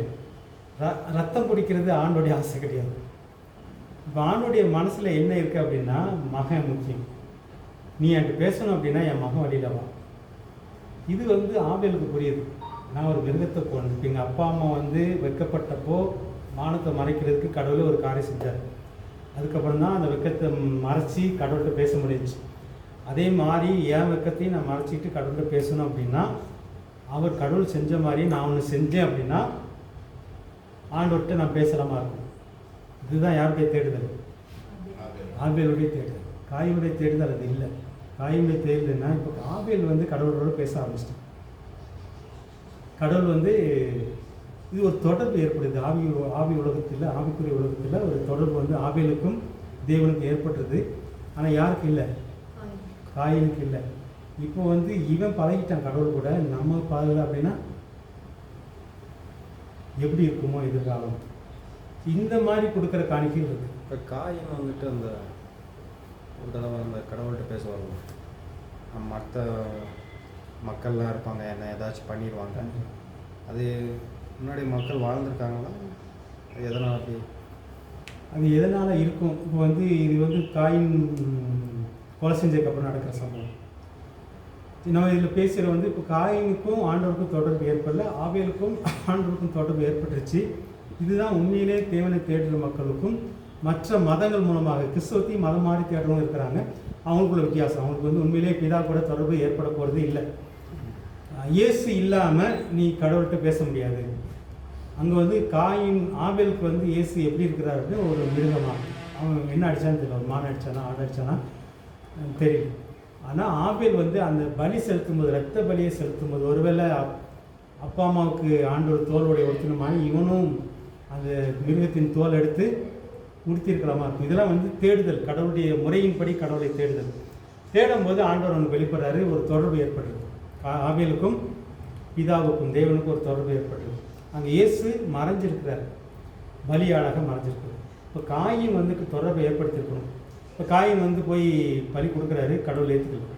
இது வந்து நல்லா புரியுது, ஆபேலை ஏற்றுக்கிறது புரியுது, இவனை ஏற்றுக்கொள்ளாது. ஏற்றுக்கணுன்னா மூஞ்செல்லாம் மாறி போயிடுவாங்க. இப்போ ரிச்சர்டும் சந்திரன் பாஸ்டரும் வராங்க என்கிட்ட, எங்கள் வீட்டுக்கு வராங்க. நான் வந்து சந்திரன் பாஸ்டர் நல்லா கை கூப்பி வாங்கன்னு கூப்பிட்டு வரேன், இவன் கண்டுக்குவேன் அப்படின்னு எப்படி இருக்கும். இதே மாதிரி தான் அங்கே நடக்குது. காயினோட முகம் கருத்து போகுது. இந்த கடவுள் என்ன ஏன் ஏற்றுக்கல, கடவுளோட நான் ஏன் பேச முடியல, நான் ஏன் பழக முடியல. அப்போ அவனுக்கு என்ன வந்திருக்கணும்? உண்மையான தேடுதல். இப்போ இன்றைக்கி பார்த்தீங்க அப்படின்னா உண்மையான கிறிஸ்தவங்களை கொலை செய்கிறாங்க. அவங்களுக்கும் இப்படி தான், அவங்களும் கடவுளை தேடுறாங்க. என்னால் வந்து ஒருத்தர் கர்நாடகாவில் அடித்தான். அடிக்கும்போது அவன் என்ன சொல்லி அடித்தான் அப்படின்னா, நம்ம நாட்டில் எவ்வளோ கடவுள் இருக்காங்க, இவ்வளோ கடவுளை விட்டுட்டு நீ வெள்ளக்காரன் கடவுளை வந்து சொல்கிறதுக்கு வந்திருக்கு அப்படின்னு சொல்லி அடித்தாங்க. ஆனால் உண்மையிலேயே கடவுளோடு பேசியிருப்பான்னா என்னை அடிச்சிருப்பான் அவன். இதுதான் பிரச்சனை. ஏன் காயின் வந்து ஆவேலை கொள்றான் அப்படின்னா, இப்போ தேடுறதுல வந்து வித்தியாசம் இருக்குது. இந்துக்களும் கடவுளை தான் தேடுறாங்க, அவங்களும் கடவுள் சொல்கிறாங்க. கடவுள் பேர் சொல்லி தான் இயேசுவே கொண்டாங்க. இந்த யெகோவா தேவன் பேர் சொல்லி தான் இயேசுவே கொண்டாங்க. ஏன் கொள்றாங்க அப்படின்னா, ஆண்டவரோட அந்த யெகோவா தேவனோட அவங்களுக்கு என்ன இல்லை, தொடர்பு இல்லை. சொல்கிறாங்க யெகோவான்னு கும்பிட்றாங்க யூதர்கள். ஆனால் அவருக்கு பேர் வந்து வைராக்கியத்தில் தான் இயேசுவை கொலை செஞ்சாங்க. இந்த ஆவி வந்து அங்கேயே கிரீசுதுன்னு சொல்லி பார்க்குறோம். இப்படி பார்க்கும்போது உண்மையான தேடுதல் ஒரு பொய்யான தேடுதல் இருக்குதுன்னு சொல்லி பார்க்குறோம். இதுதான் ஆவியல் காய்கறியில் பார்க்குறது. இப்போ காயினை வந்து ஆண்டவர் ஏற்றுக்கணும், மூஞ்சி மாறுது. மூஞ்சி மாறினோன்னு என்ன தேடி என்ன செஞ்சுருக்கணும், அவன் என்ன ஏன் ஏற்றுக்கலான்னு கேட்குது. கேட்டுருந்தா பேசியிருப்பாரு. ஆனால் அதுக்கு பதில் அவன் என்ன செய்கிறான்? இவனை முடிச்சுட்டா இவன் கடவுளோட பழகிட்டான், நம்மளால் பழக முடியல. இவன் கதை முடிச்சிட்டா ஈக்குவல். ஸோ அந்த மாதிரி ஒரு இதுக்குள்ளே போகிறத பார்க்கணும். இப்போ ரிச்சர்ட் கேட்ட கேள்வி வந்து கொலை செய்கிறான். ஆனால் கொலை செய்யறதுக்கு முன்னாடி ஆண்டவர் பேசலையா காயின்ட்ட? இதுதான் ஆண்டோடைய இறக்க குணன்றது. காயின் வந்து ஆவில கொலை செய்யறதுக்கு முன்னாடி கடவுள் பேசுகிறாரு காயின்ட்ட, பலி ஏற்றுக்கல. ஆனால் பேசினாரா பேசலையா? என்ன பேசினாரு? நீ நன்மை செஞ்ச, இவனுக்கு வந்து கொலை செய்யணும் என்ன வந்துருச்சு. அப்போ நீ நன்மை செஞ்சேன்னா உனக்கு, ஆனால் பாவம் வாசப்படியில் படுத்திருக்கு, நீ அதை ஆண்டு கொள்ளுன்றாரு. இங்கே தான் அந்த ஆண்டு கொள்ளுதல் வருது. இப்போ சாத்தான் வந்து பிடிச்சிட்டான். சாத்தான் வந்து ஆதாம் ஏவாள் கையிலேருந்து அதை பிடிச்சிட்டான். இப்போ நீ நினச்சா கூட அவனை நீ ஆண்டு கொள்ளலாம், அந்த பாவத்தை ஆண்டு கொள்ளலாம் அப்படின்றதான் சொல்கிறார். இப்போ நினச்சா கூட அப்படின்றது வந்து நீயும் உன் தம்பி மாதிரி தம்பிகிட்ட போய் பேசு, உன்னை மட்டும் ஆண்டவர் எப்படி ஏற்றுக்கிட்டாரு அதை எனக்கு சொல்லிக் கொடுத்து தான் சுவிசேஷம் வரணும் கிடையாது. உன்னை கடவுளை ஏற்றுக்கிட்டாரு, ஏன் காணிக்கை ஏற்றுக்கல? உன்னை ஏற்றுக்கிறதுக்கு என்ன வழி, நீ எப்படி தேடின? நீ தேடின மாதிரி நானும் தேடுறேன். இப்படி போய் ஆபேல்கிட்ட பேசியிருக்கலாம். கடவுள்கிட்ட நேரடியாக பேச முடியலனா கூட உன்னை ஏன் ஏற்றுக்கிட்டாரு, உன்னை எப்படி ஏற்றுக்கிட்டாரு, நீ என்ன நினச்சி பலி கொடுத்த, உனக்குள்ளே எப்படி என்ன நம்பிக்கை வந்துச்சு, என்ன விசுவாசம் வந்துச்சு, எனக்கு கொஞ்சம் சொல்லி கொடுன்னு கேட்டிருப்பான்னா இவனுக்கும் அந்த வழி தெரிஞ்சிருக்கும், இவன் அந்த வழியில் போயிருக்கும். ஸோ இது அங்கேயே ஆரம்பிக்குன்னு பார்க்குறாங்க. மதங்கள் வந்து அங்கேயே ஆரம்பிச்சுன்னு சொல்லி பார்க்குறோம். இதெல்லாம் எதுக்காக பேச வந்தோம்? இந்த ரிச்சர்ட் கேட்டது வந்து கொலை பண்ணிட்ட பிறகு, கொலை பண்ணதுக்கப்புறம் வந்து கொலை பண்ணியாச்சு, இப்போ வந்து கதறான், என்ன பார்க்குறவங்க கொண்டுருவாங்களே அப்படின்னு. இப்போ யார் இருக்கிறா கொள்றதுக்கு? யார் கொள்ளுவா? இருக்கிறதே 4 பேர் தான். இப்போ 4 பேரில் ஒரு ஆள் போயாச்சு, இப்போ இருக்கிறது 3 பேர். யார் கொள்ளுவா? இவன் சொல்கிறான், நான் இப்போ வந்து இந்த ரத்த பலின்றது அங்கே தான் இருக்குது. இன்றைக்கும் கூட கொலை செஞ்சால் இவன் அந்த மாதிரி கத்தி எடுத்து கத்தியால் சாவான், துப்பாக்கி எடுத்து சாவான்ற மாதிரி அது ஒரு நீதி. இப்போ வந்து நீதி ரத்த பலி, அந்த ரத்தம் போய் கேட்குது. நாட்களில் பிறக்க போகிற ஆபிரகாம் குழந்தைகள் மூலமாக சாவானா? அதனால் இது வந்து எழுதப்படலை, நம்ம கெஸ் தான் பண்ணுறோம்.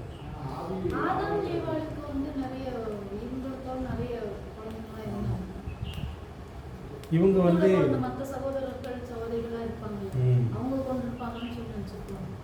ஆமாம், மற்றவங்க கூட பிறந்தவங்க இருக்கலாம். இது வந்து எப்போ நடக்குன்றது தெளிவாக எழுதப்பட்டிருக்குதா?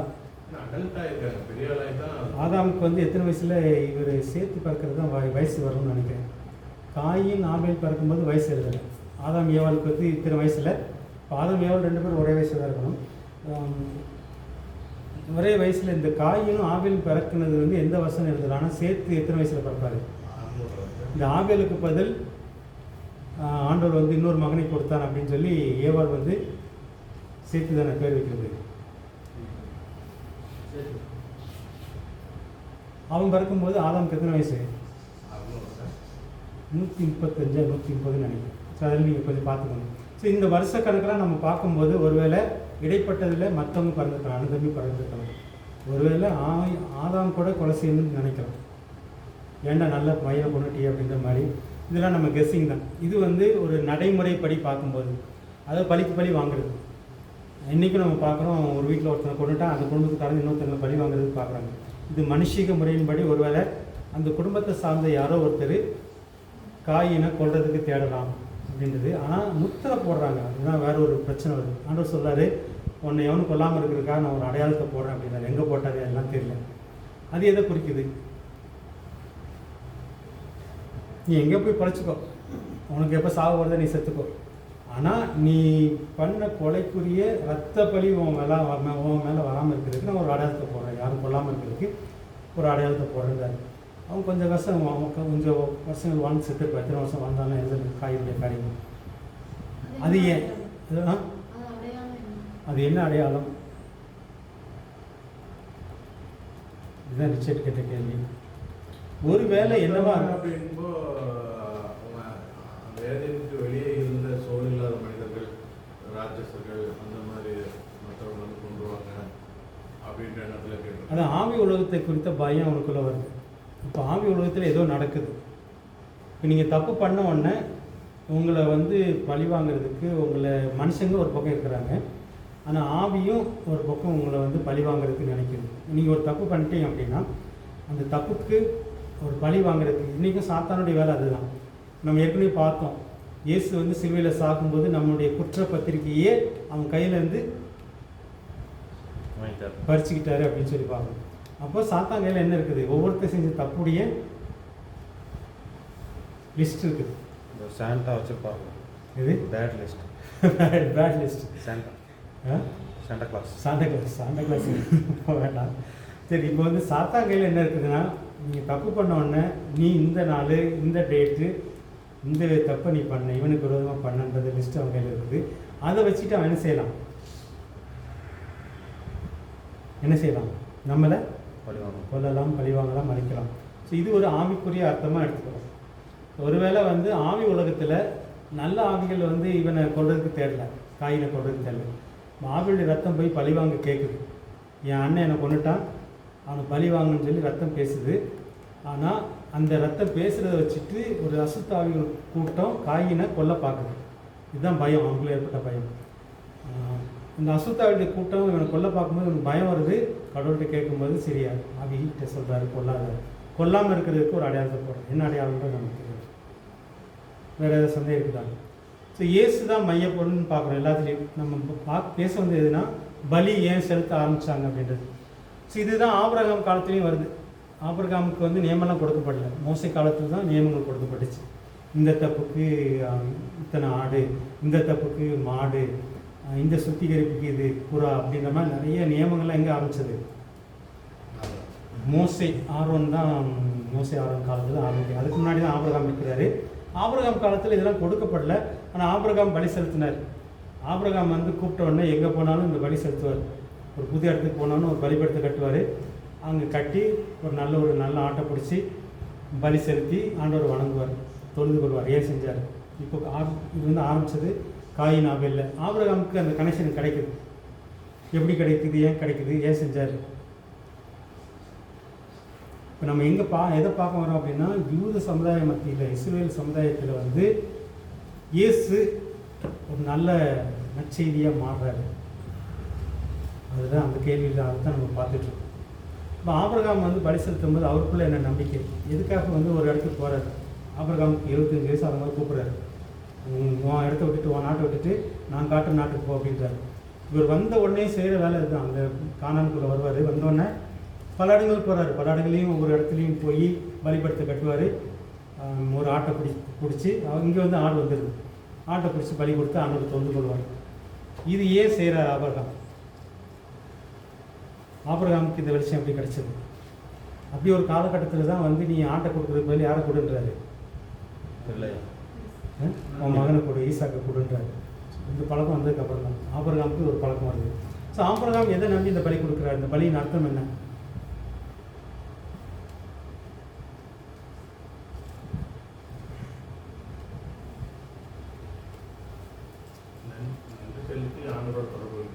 பேசணும், கடவுள்கிட்ட பேசணும்.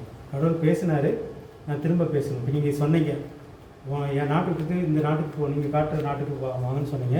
இப்போ நான் வந்துட்டேன், இப்போ நான் என்ன செய்யணும்? நான் உங்க கூட பேசணும்னா யார் வேணும்? யார் இல்லாமல் ஆட்டோட்டு பேச முடியாது. மகன் மகன் இல்லாமல் பேசணும். இதுதான் மகன் மறைஞ்சே இருப்பார். இதுதான் சத்தியத்தின் என்ன சொல்றது மையப்பொருளே அதுதான். இப்போ வந்து அந்த ஆடுக்கு பதில் இவர் வந்து பலிபடுத்த கட்டுறாரு, ஒரு ஆட்டை பிடிச்சி பலி கொடுக்குறாரு, ரத்தம்லாம் சிந்தப்படுது. இது எதை குறிக்குது அப்படின்னா, இந்த ரத்தம் சிந்தப்படும் போது ஆபிரகாம் பண்ண தப்பெல்லாம் இருக்குது. இந்த தப்பெல்லாம் அந்த ரத்தம் கழுவணும். கழுவுனதுக்கு அப்புறம் இல்லை அந்த ரத்தம் வந்து மறைக்கணும், அதை மூடணும். அதுக்கப்புறம் தான் கடவுள்கிட்ட பேச முடியும். இதோடைய அர்த்தம் என்னென்னா, இயேசுடைய ரத்தம் என் பாவத்தை கழுவணும், என் பாவத்தை மூடணும், அப்போ தான் கடவுள் அதை பேசுவார். ஸோ இந்த தொடர்பை ஏற்படுத்தணும். ஆண்டோட திரும்ப திரும்ப பேசுறதுக்காக தான் ஆபிரகாம் இதெல்லாம் செய்கிறார். அப்போ செய்கிறதுக்கு வந்து ஒரு ஆடு தேவைப்படுது, ஒரு ரத்தம் தேவைப்படுது கழுவுறதுக்கு. இது வந்து இதோடைய பின்னால் மறைஞ்சிருக்கிறதுலாம் இயேசு தான். இப்போ நமக்கு நல்லா புரியுது இயேசுன்றது. சில நேரத்தில் இதெல்லாம் பழைய ஏற்பாடு சத்தியம் புரிஞ்சால் தான் நம்ம இயேசுடைய ரத்தத்துக்கு கொடுக்க வேண்டிய மரியாதை நம்மளால் கொடுக்க முடியும். இல்லைன்னா கொடுக்கறது முடியாது நம்மளால். நம்ம ஏன் வந்து இயேசுடைய ரத்தத்துக்கு அவ்வளோ முக்கியத்துவம் கொடுக்குறோம், இயேசுடைய பலிக்கு முக்கியத்துவம் கொடுக்குறோம் அப்படின்னா, இது இல்லாமல் ஆண்டவர் என்கிட்ட பேச மாட்டார். ஆண்டவர் பேசுகிற பேச்சை என்னால் கேட்க முடியும். ஆண்டவருக்கு எனக்கு ஒரு உறவு ஏற்படாது அப்படின்ற சத்தியம் தான் மறைஞ்சிருக்குன்னு பார்க்கணும். ஸோ இப்படியே வருது. அதுக்கப்புறம் மோசே ஆரோன் காலத்தில் வந்து பலி செலுத்த வராங்க. இங்கே வந்து ஆடு மாடெல்லாம் பலி செலுத்தாங்க. சாலமெல்லாம் பார்த்தீங்கன்னா 1000 மாடாக எத்தனையோ கணக்கான ஆடெல்லாம் பலி செலுத்துகிறாங்க. அவங்களுக்கு வந்து அதுக்கப்புறம் செல்வம் செழிச்சிருது, பலி நிறையா கொடுக்குறாங்க. எதோடைய முக்கியத்துவம் குறைஞ்சிச்சு. இயேசு பிறந்த காலகட்டத்தில் பலி கொடுத்துட்டு இருந்தாங்களா ஆலயத்தில்? இயேசு பிறந்தார், நம்ம ஏற்கனவே பார்த்தோம். அந்த இன்னொரு பாடத்தில் பார்த்தோம் 8 நாளில். இப்போவும் பலி கொடுக்குறாங்க. அது தினசரி பலி இருக்குது, காலை பலி இருக்குது, மாலை பலி இருக்குது, மாதத்தின் பிறப்பின் பலி இருக்குது. இங்கே வந்து இயேசு எப்படி நற்செய்தியாக மாறுறாரு? இன்றைக்கி பலி கொடுத்துட்ருக்காங்க. ஆனால் கொடுக்கணுமா வேண்டாமா? இஸ்ரவேல் மக்கள் பிரமாணத்தின்படி கொடுக்கணும். இயேசு எதோட முடிவாக இருக்கிறார்? அப்போ கொடுக்கணுமா வேண்டாமா? கொடுக்க வேண்டாம். இது வந்து இதை புரிஞ்சவங்க ஒரு கூட்டம் இருக்கிறாங்க. இப்போ இஸ்ரேல் மக்களுக்கு வந்து இன்றைக்கி வந்து ஒரு வெட்டக்குறும்பர் வந்து சாமி ஆடணும் அப்படின்னா ஒரு 20,000 30,000 செலவாகும். அந்த அன்னைக்கு வந்து கடவுளோட அது ஆவிகளோட அவங்க பேசுகிறாங்க. அது தீர்க்க முடியல அப்படின்னு இன்னொரு சாமி ஆடணும், இன்னொரு 25,000-30,000 செலவு பண்ணணும். இதே மாதிரி இஸ்ரேல் மக்கள் மத்தியில் வந்து ஒருத்தர் நான் தப்பு பண்ணிட்டேன். அந்த தப்புக்கு ஒரு மாட்டை கொண்டு போகணும். ஒரு மாடு என்ன விலை இருக்கும்? 50,000 ரூபா. 50,000 கொடுத்து வாங்கணும். இல்லை என்கிட்ட 50,000 மாடு இருக்கணும். கொண்டு போய் கொடுத்து அந்த கணக்கை தீர்த்துட்டு வரணும். வந்த ஒரு வாரத்திலே திரும்ப ஒரு தப்பு பண்ணிட்டேன், திரும்ப 50,000. இந்த மாதிரி கொடுத்துட்டே இருக்கணும். இதுதான் இஸ்ரேல் மக்களுடைய என்ன சொல்றது, அது ஒரு முகம், பிரமாணத்தின் முகம். இயேசு என்ன செய்கிறார்? வந்து செலவை குறைக்கிறார். செலவு ரிச்சர்ட்டுக்கு வந்து செலவு குறைக்கிறதா பெருசாக தெரியுது. செலவே இல்லாமல் பண்ணுறாரு. அதுக்கு பதிலாக கடவுளோட பேசுறதுக்கு ஒரு வழி ஏற்படுத்தும். நீ அது மூலமாக பார்த்தீங்கன்னா அப்போதைக்கு அவன் பாவம் மூடும். இப்போ நான் ஒரு மாடை கொடுத்தேன், அந்த பாவத்தை மறைச்சிட்டு வந்துட்டேன். அடுத்த ஒரு பாவம் பண்ண இன்னொரு மாடை தேடணும். இதுதான் இஸ்ரவேலுடைய நிலைமை. எப்படி குடும்பங்கள் வந்து சாமியாடுறதுக்கு கடன் வாங்கணும், வட்டிக்கு வாங்க, இதே நிலைமை தான் இஸ்ரேல் மக்களுக்கு இருந்துச்சு. ஆண்டவர் அதை முடிச்சு வைக்கிறாரு. இப்போ வந்து நற்செய்தியாக வந்து யாருக்கு புரியும் அப்படின்னா, இப்போ நான் இப்படிலாம் கஷ்டப்பட்டு ஒரு தப்பு பண்ணால் அதுக்காக இப்படி பிரார்த்தத்தை பண்ணிட்டு இருந்தேன். இது இந்துக்களும் பொருந்தும். அவங்களுக்கு வந்து வேறு மாதிரி நம்ம சொல்ல வேண்டியது. இஸ்ரேல் மக்களுக்கு வந்து இயேசு எப்படி நற்செய்தியாக மாறுறாரு அப்படின்னா, இனிமேல் நான் வந்து மாட்டெல்லாம் தேட வேணும். நான் தப்பு பண்ணிட்டேன்னு உணர்வு வருது, குற்ற உணர்வு வருது. முதல் பலி பார்த்தீங்கன்னா சர்வாங்க தகன பலி வந்து நீ தப்பு பண்ணியோ பண்ணலையோ, தெரிஞ்சோ தெரியாமல் செஞ்ச பாவத்துக்கு சர்வாங்க தகன பலி. இன்னொன்று குற்ற நிவாரண பலி. குற்ற நிவாரணம் பண்ணால் நான் தப்பு எனக்கு உணர்வு வந்தவொடனே ஒரு பலி கொடுக்கணும். அதுக்கப்புறம் சமாதான பலி, அதுக்கப்புறம் வேறு என்ன பலி இருக்குது? போஜன பலி, சர்வாங்க தகன பலி. சர்வாங்க தகன பலி ஃபஸ்ட்டு. ரெண்டாவது வந்து குற்ற நிவாரண பலி, பாவ நிவாரண பலி, போஜன பலி, இன்னொரு பலி இருக்குது. மொத்தம் 5 பலி. இந்த பலிகள்லாம் வந்து செலுத்துறது பதில் ஒரே பலியாக இயேசு முடிச்சிடாரு. அந்த இதெல்லாம் கணக்கு வைக்கணும். நீங்கள் பார்த்தீங்கன்னா நேம் 6013 கட்டளைகள். எந்த தப்புக்கு என்ன பலி செலுத்தணும். இந்து மக்களை பார்த்தீங்கன்னா எந்த சாமியை கும்பிட்டா என்ன நன்மை கிடைக்குன்ற மாதிரி சாமி கணக்கு நிறைய வச்சுருக்காங்க. அதே மாதிரி அவங்க பிரமாண கணக்கு. இந்த தப்புக்கு இந்த பிரமாணத்தின்படி இந்த தப்பு, இந்த பிரமாணத்தின்படி இந்த பரிகாரம் செய்யணுன்றது தான் அவங்களுக்கு எல்லாத்தையும் முடிச்சு வைக்கிறார் இயேசு. இனிமேல் ஒன்று இயேசு மட்டும் நினச்சா போதும். அதுக்கு பதில் இயேசு ரத்தம் சிந்திட்டார். நீ கொடுக்க வேண்டிய ஆடு மாடு பலிகளுக்கு பதில் இயேசு பலியாக மறைச்சிட்டாரு. ஆண்டவர் வந்து எல்லாத்தையும் அவர் தலையில் போட்டார். நீ செஞ்ச பாவம் எல்லாத்தையும் அவர் தலையில் போட்டார். இப்போ வந்து இயேசு ஏன் பாவத்துக்காக மறிச்சான்னு ஏற்றுக்கும் போது நீ எதுவுமே செய்ய வேண்டாம் அப்படின்றதான். செலவு மட்டும் மிச்சமாக இப்போ வச்ச கணக்குப்படி செலவு இல்லாமல் ஆயிட்டாங்க. வேறு எது இப்போ பெட்ட குடும்பருக்கு வந்து உண்மையிலேயே அந்த 20,000 மிச்சம் தான். அவங்க ஒரு சிலர் சொல்லுவாங்க, இவங்க இயேசு தேடி போனாங்க, இவங்க வீட்லேயும் பிள்ளைங்க இருக்குது, இவங்க வீட்லைங்களுக்கும் காய்ச்சல்லாம் வருது, ஆனால் அவங்க சாமி ஆடலை, சாமி ஆடுறதுக்கு வட்டிக்கு வாங்கலை அப்படின்ற மாதிரி சிலருக்கெல்லாம் ஆசை வருது, நம்மளும் இயேசு தேடலான்னு சொல்லி. இதுதான் நற்செய்தி மையத்தை நம்ம பார்க்குறோம். இதை நம்ம மக்களுக்கு புரிய வைக்கணுன்றதை நோக்கம். முஸ்லீமில் ஆரம்பித்தோம், அல்லாஹ் ஆரம்பித்தோம். அல்லாஹ் வேற, ஆனால் அல்லாவுடைய மகன் வந்து நான் எங்கே ஆரம்பித்தேன், நைஜீரியாவில் வந்து ஒரு இடத்துல வந்து அல்லான்னு சொல்லி வச்சுக்கிட்டாங்க. ஆனால் உண்மையிலே முஸ்லீம் மக்கள் மத்தியில் அல்லாவுக்கு மகன் கிடையாது, அல்லாவுக்கு கொண்டாடி கிடையாது. இல்லை, அரபிய கிறிஸ்தவர்களும் அல்லாஹ் தானே சொல்லுவாங்க கடவுள். அது வந்து அல்லாவுக்கு என்ன மீனிங்னு கேட்கணும். கடவுள் இருந்துச்சுன்னா அந்த இடத்துல வந்து நம்ம யெகோவா தேவனுக்கு வந்து கனெக்ட் பண்ணுறது தப்பு கிடையாது. ஆனால் அல்லாவுக்கு அவங்க வேறு என்ன மீனிங் சொல்கிறாங்க, அவங்க மனசில் என்ன இருக்குதுன்னு தெரியும். இப்போ வந்து பெட்ட குடும்ப பக்கத்தில் நாராயண் சொன்னால் அங்கே வந்து அவங்க வேறு இந்த இந்துக்கள் கும்பிட்ற நாராயணனுடைய குவாலிட்டிஸ் எல்லாம் வந்துச்சுன்னா நாராயண வார்த்தை பயன்படுத்தக்கூடாது. ஆனால் பெட்ட குடும்படைய மனசில் நாராயண் சொல்லும்போது உள்ளே என்ன இருக்குது மனசில், அதை நம்ம முக்கியம். அவர் ஒரு படைச்சவர், அவர் தான் எல்லாத்தையும் உண்டாக்குனவர், இயற்கையை படைச்சவர், மனுஷங்களை படைச்சவர். இதை தவிர பெருசாக அவங்க மனசில் ஒன்றும் இல்லை. அப்படிங்கும்போது கடவுளுக்கு பதில் நாராயணை பயன்படுத்தலாம். இதே இடத்துல பெட்ட குடும்பர் வந்து நாராயண் சொல்லும்போது வேற ஒரு பகுதி இந்து கடவுளுடைய அந்த குவாலிட்டிஸ்லாம் அவங்க மனசில் வந்துச்சுன்னா என்ன பயன்படுத்த முடியாது, இந்த வார்த்தையை பயன்படுத்த முடியாது, அதுக்கு வேற ஒரு வார்த்தை தான் கொடுக்கணும். அதே மாதிரி தான் அல்லாஹ்.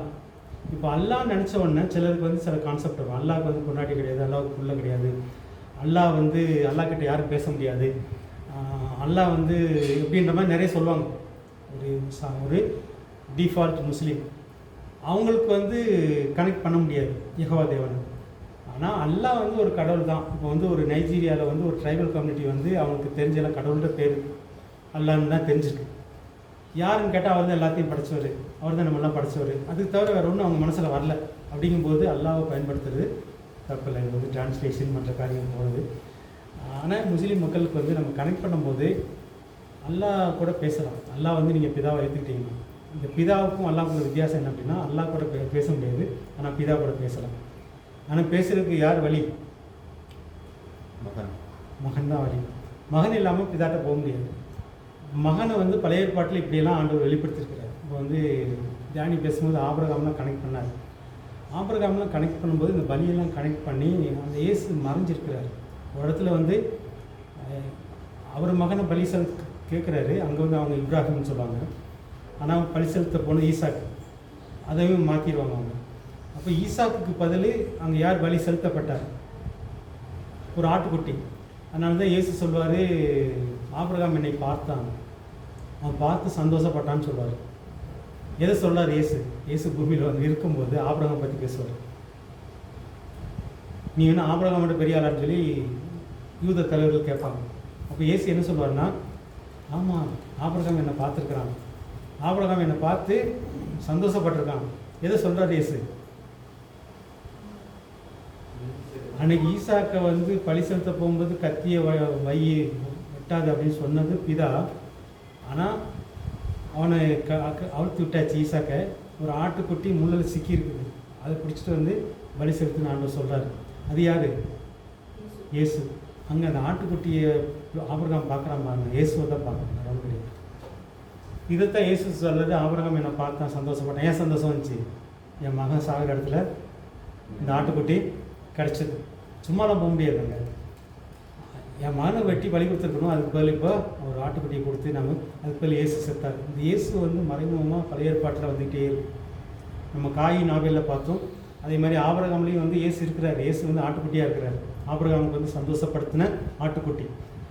ஸோ இதெல்லாம் நம்ம புரிய வைக்க முடியுமான்னு பார்க்கணும். இதுதான் மகன். இந்த மகனை வந்து ஆண்டவர் வந்து எல்லாருக்கும் புரியும்படியாக கடைசியில் கொண்டு வர்றாரு. அதான் மரியாதை வயிற்றில் பறக்கிறாரு.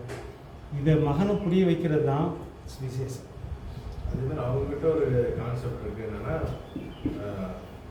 அல்லஸ்காம வந்து யூதர்கள் வந்து இடிப்பாங்க, அதான் அந்த ஆப்ரேஷன் அலஸ்கான் ஹமாஸ் போர் கொடுத்துருக்காங்க. அப்போ அந்த அந்த மசூதி இடிக்கும்போது இயேசு தான் வருவாங்க காப்பாற்ற. இயேசு வந்து காப்பாற்றி அந்த மசூதி இடிக்க விடாமல் யூதர்களை எதிர்த்து போராடி எல்லா கிறிஸ்டியன்ஸ்லேயும் முஸ்லீமாக மாற்றுவார். இயேசு வந்து முஸ்லீமாக மாற்றுவார் அப்படின்னு. ஆனால் அலஸ்கா மசூதியை காப்பாற்ற அல்லாஹ் காப்பாற்ற மாட்டார், இயேசு தான் வந்து காப்பாற்றாங்க. அவங்க அதான் இயேசு வந்து ஒரு தவறான புரிதலுக்குள்ள அங்கே நிறைய இருக்காங்க. அல்லான்ற நாமம் வந்து பிதாவோட கம்பேர் பண்ணுறதுக்கான வாய்ப்பு இல்லை. அவங்க புரிதல் படி அந்த புரிதல் படி இருக்காது. ஆனால் சிலருக்கு வந்து நம்ம இயேசுவை கனெக்ட் பண்ணும்போது அந்த அரபிய பாஷையில் வந்து இறைவன் அப்படின்றதுக்கு அப்படி ஒரு மொழிபெயர்ப்பு இருக்கான்னு தெரியுது. ஆனால் அப்படி ஒரு அவங்க சொல்கிறது பேர் தான், யெகோவா அப்படின்ற பேர் மாதிரி பேராக சொல்கிறாங்க. இப்போ அல்லான்றது ஒரு கடவுள் கான்செப்டா இல்லை அல்லாஹ்க்கு பின்னாடி வேறு இதெல்லாம் இருக்குது அவங்களுக்குள்ள. இதைத்தான் வந்து நம்ம அந்த இதை படிக்கும்போது தான் அவங்களுக்கு சொல்ல முடியும். ஆனால் அது வேற ஒன்று இருக்குது, அப்படிதான் அவங்க கொண்டு வந்துருக்கணும். ஏன்னா இது வந்து மலேசியா கண்ட்ரியில் என்ன ஆச்சுன்னா முஸ்லீம் பீப்புளுக்கு வந்து ஒரு பைபிள் டிரான்ஸ்லேஷன் நடக்குது. ஆக்சுவலாக வந்து அந்த கம்யூனிட்டி பீப்புளாக முஸ்லீம் தான். அவங்களுக்கு வந்து வேதத்தை மொழிபெயர்க்கும் போது அல்லான்ற வார்த்தை பயன்படுத்தினாங்க. எங்கெல்லாம் கடவுள் வந்துச்சோ அங்கெல்லாம் இப்போ நம்ம தேவன் போட்டிருக்கோம், அங்கெல்லாம் அல்லான்ற வார்த்தை பயன்படுத்தினாங்க. அப்போ வந்து அந்த மக்கள் ஏற்றுக்கிட்டாங்க, இயேசு ஏற்றுக்கொள்றதுக்கு அது வழியாக இருந்துச்சு. ஆனால் இந்த நாடு வந்து முஸ்லீம் நாடுனால நீ பயன்படுத்தக்கூடாது, அல்லான்ற வார்த்தையை பைபிளை பயன்படுத்தக்கூடாதுன்ற மாதிரிலாம் எதிர்ப்பு வந்துச்சு. இந்த மாதிரி பல கன்ஃபியூஷன் இருக்குது.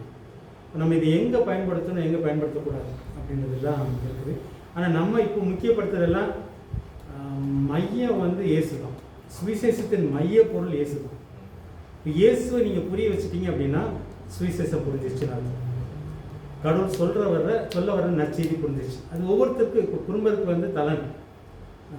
இஸ்ரவேல் மக்களுக்கு வந்து யார் பலியாடு,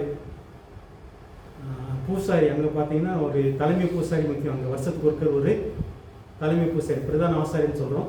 அந்த தலைமை பூசாரி, இந்த பலியாடு, இது எல்லாமே தலைமை பூசாரியும் இயேசு தான், பலியாடும் அவர் தான். அந்த ரத்தம், அவங்களுக்கு அந்த ரத்தம் முக்கியம். ரத்தம் தான் அந்த பாவத்தை வந்து மூடுது, மறைக்குது. அந்த இயேசுடைய ரத்தம், இது எல்லாமே வந்து இயேசு வந்து அவங்களுக்கு ஒரு நற்செய்தியாக மாறுறாரு. அந்த பலி ஆடவர் தான், பிரதான ஆசாரியர் அவர் தான், மகா பரிசுத்த ஸ்தலத்துக்குள்ளே போகிறவர், இதாக இருக்கிற இடத்துக்கு உள்ளேயே போகிறவர் அவர் தான். அவர் ஒரே முறை எல்லாத்தையும் செஞ்சு முடிக்கிறார். இதைத்தான் வந்து எபிரேயர் புஸ்தகத்தை எழுதும்போது அது ஏன் எபிரேயர்னு பேர் வச்சாங்க தெரியுமா? அந்த புஸ்தகத்துக்கு எபிரேய மக்களுக்கு நற்செய்தி, அவ்வளோதான். எபிரேய மக்களுக்கு இயேசு எப்படி நற்செய்தி அப்படின்றது தான் எபிரேய புஸ்தகமே எழுதுனாங்க, எபிரேய மக்களுக்காக. அதில் இதெல்லாம் சொல்லப்பட்டிருக்கு. நமக்கு அதில் ஒரு இந்து மக்களுக்கு எல்லாம் என்ன பொறுத்தல வந்து இந்து மக்களுக்கு முஸ்லீம் மக்களுக்கே இந்த எபிரேய புஸ்தகத்தை நம்ம மொழிபெயர்க்கும் போது அர்த்தத்தோடு மொழிபெயர்த்தா குடும்பத்துக்கு ஒரு மாதிரி மொழிபெயர்க்க வேண்டியிருக்கும், இந்து மக்களுக்கு ஒரு மாதிரி மொழிபெயர்க்க வேண்டியிருக்கும், முஸ்லீம் மக்களுக்கு ஒரு மாதிரி மொழிபெயர்க்க வேண்டியிருக்கும். அங்கே எதை மையப்படுத்துகிறோம் அப்படின்னா எப்படி இஸ்ரவேல் மக்களுக்கு இயேசு நற்செய்தியாக மாறினார் அப்படின்றது. அங்கே பார்த்தீங்கன்னா சிறப்பான பலி இருக்கும், சிறப்பான பலிபீடம் இருக்கும், சிறப்பான பூசாரி இருப்பார், சிறப்பான உயிர்த்தெழுதல் வரும். இது எல்லாம் பார்த்தீங்கன்னா கடைசியில் உயிர்த்தெழுதலோட கனெக்ஷன் வரும். இயேசு செத்துதோடு முடிக்கலை, இயேசு உயிரோடு இருந்துச்சார் அப்படின்றதில்ல. சரி, இதெல்லாம் நம்ம இன்ட்ரடக்ஷனே இவ்வளோ போயிடுச்சு. வேறு ஏதாவது சந்தேகம் இருக்குதா இது சம்மந்தமானது? நற்செய்தினா மையம் யார்?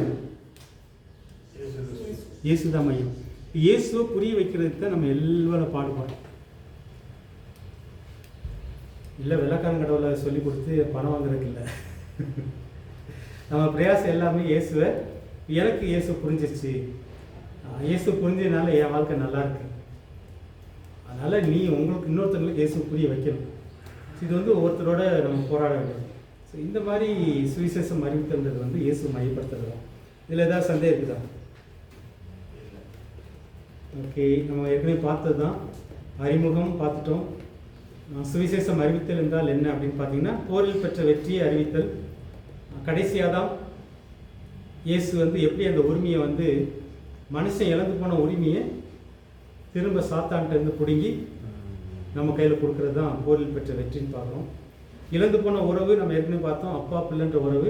எப்படி காயினுக்கும் ஆபேலுக்கும் தாத்தா உறவு இழந்து போச்சு, அந்த தாத்தா உறவை தேடி அவங்க அதில் ஆபேல் கண்டுகொள்கிறான், காயினுக்கு கண்டுகொள்ள முடியும்னு பார்த்தோம். ஸோ அதே மாதிரி இயேசு மூலமாக நமக்கும் கடவுளுக்கும் உள்ள உறவை, அப்பா பிள்ளைன்ற உறவை வந்து ஏற்படுத்தி கொடுக்குறத பார்க்குறோம். இழந்து போன நன்மைகள், இதை நம்ம கொஞ்சம் டீலாக பார்த்துட்டு திரும்ப அதுக்குள்ளே போகலாம். இழந்து போன நன்மைகள் வந்து நம்ம போன வாரத்தில் கொஞ்சம் பார்த்தோம். இழந்து போன நன்மைகள், ஆவிக்குரிய நன்மைகள், சரீர நன்மைகள், ஆத்மா நன்மைகள். அது மட்டும் நம்ம இன்னைக்கு கொஞ்சம் டீட்டெயிலாக பார்த்துட்டு மற்றவர்களை போகலாம். சுவிசேஷம் யார் அறிவிக்க வேணும்?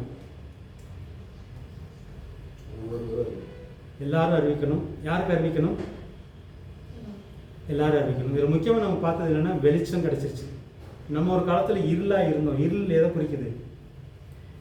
இப்போ நம்ம பேசுகிற மாதிரி அல்லாஹ்தான்ன்ற மாதிரி இயேசு வந்து ஒரு நபி தான், ஒரு தீர்க்கதரிசின்னு சொல்லி அது ஒரு இருள்.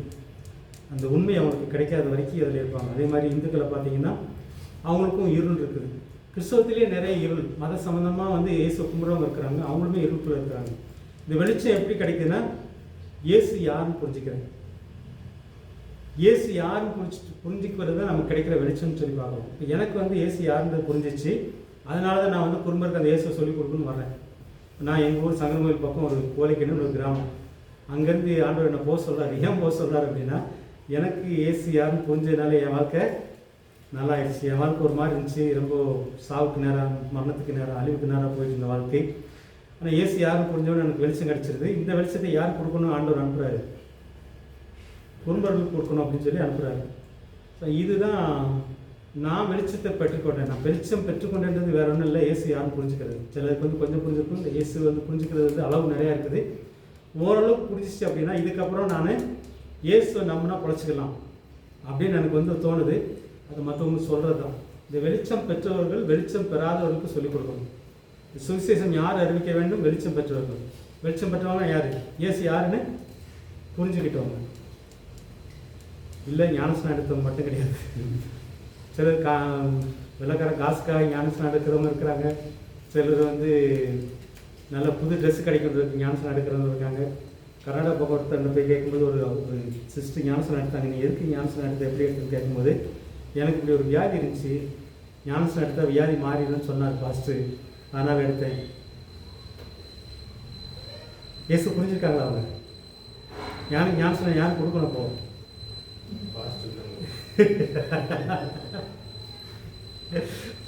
உண்மையிலே பாஸ்ட்டுக்கு புரிசா தானே அவருக்கு கொடுக்க முடியும், பாஸ்ட்டுக்கு கொடுக்க முடியாது போலக்கு. அந்த மாதிரி பாஸ்ட்டு முக்கியம் கொடுத்தாங்கன்னா பாஸ்ட்டுக்கு இயேசு யாருன்னு புரியலைன்னு. அப்போ இயேசுவை புரிஞ்சுக்கிறது தான் வெளிச்சம். இயேசுவை புரிய வைக்கிறது தான் சுவிசேஷம் சொல்லிக் கொடுக்குறது. யாருக்கு வந்து இதெல்லாம் நமக்கு தெரியாமல் நம்ம நிறைய பாஸ்ட்டுக்கு சொல்லியிருப்பாங்க. உனக்கு இது ஞானஸ்நானம் எடுத்தேன்னு இந்த கஷ்டம் தீர்ந்துடும், இந்த கடன் தீர்ந்துடும் அப்படின்னு சொல்லி ஞானஸ்நானம் எடுக்கிறவங்களாம் இருக்கிறாங்க. அது உண்மையான ஞானஸ்நானம் கிடையாது. அப்போ கொடுக்குறவங்களும் உண்மையிலேயே இயேசுவை புரிஞ்சவங்க கிடையாது. அவங்களுக்குள்ள என்ன இல்லை, விசுவாசம் அல்லது வெளிச்சம் கிடைக்கலன்னு பார்க்கணும். சுவிசேஷம் யார் அறிவிக்க வேண்டும்? வெளிச்சம் பெற்றவங்க. வெளிச்சம் பெற்றவங்க யார்? இயேசு யாருன்னு புரிஞ்சுக்கிட்டவங்க. அதனால இயேசு சொல்ல, நான் இந்த உலகத்துக்கு ஒளியாக இருக்கிறேன், வெளிச்சமாக இருக்கிறேன் அப்படின்றார். அந்த வெளிச்சம் எனக்கு கிடைச்சிச்சு. இயேசு எனக்குள்ளே வந்துட்டார், எனக்கு அந்த வெளிச்சம் கிடைச்சிச்சு. இன்னும் அந்த வெளிச்சம் கிடைக்காதவங்க நிறைய பேர் இருக்கிறாங்க, அவங்களுக்கு சொல்லிக் கொடுக்கணும். அதுதான் யாருக்கு சொல்லிக் கொடுக்க வேணும்னா வெளிச்சம் கிடைக்காதவங்களுக்கு. சுவிசேஷம் அறிவிப்பதால் கிடைக்கும் நன்மைகள் என்ன? அதையும் இழந்து போன நன்மைகளை மீண்டும் திரும்ப பெற்றதை அறிவித்தல். நன்மைன்னு வர்றதுனால அது ரெண்டு நம்ம சேர்த்து பார்க்க போகிறோம். சரி, என்ன நன்மை இருக்குது? முதல்ல வந்து சுவிசேஷம் அறிவிக்கிறதுனால நமக்கு என்ன நன்மை இருக்குது? இல்லை அதுக்கு முன்னாடி இழந்து போன நன்மைகள். இழந்து போன நன்மைகளை வந்து ஆவிக்குரிய நன்மைகள் பார்த்தோம்.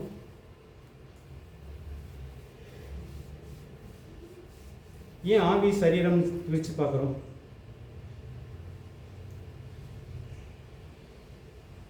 ரெண்டும் வேறானது.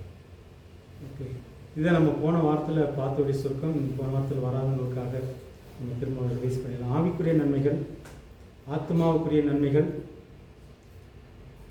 சரீரம் அல்லது உடலுக்குரிய நன்மைகள். இப்போ உடல் நமக்கு வந்து வெளிப்படையாக தெரியுது, உடம்பு. ஆனால் உண்மையிலேயே உடம்பு என்னது? நம்மளே புரிதல் படி, ஒரு கிறிஸ்தவத்தின் புரிதல் படி உடம்பு என்னது? மண். ஒன்று வந்து மண். சரி, மண்ணிலேருந்து வந்துச்சு, மண்ணுக்கு போயிடும். இதில் வந்து குழப்பம் எது இருக்குதா? ஆண்டவர் வந்து உடம்பு வந்து மண்ணிலேருந்து உருவாக்குனார். ஒரு நாள் இந்த உடம்புல இருக்க உயிர் பிரிஞ்ச உடனே இது திரும்ப மண்ணாயிடும். ஸோ இது உடம்புல மண்ணுன்னு தெரிஞ்சுக்கிறோம். வேறு தேவசாயம். ஓகே, தேவசாயம். ஒன்று மண்,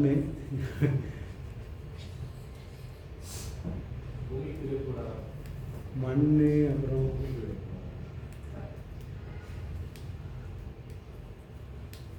ஏன் இதை பூமிக்குரிய கூடாரம்னு சொல்கிறோம்? இது அந்த இது தியானிச்சிடலாம். தேவ சாயல் நம்ம அப்புறம் பார்க்கலாம். பூமிக்குரிய கூடாரம். ஸோ மண்ணுட்டு நமக்கு புரிஞ்சுது. பூமிக்குரிய கூடாரம் ஏன் சொல்கிறோம் மாறுன்னு சொல்லி பார்க்கலாம். ஆத்துமா வாழ்றதுக்கு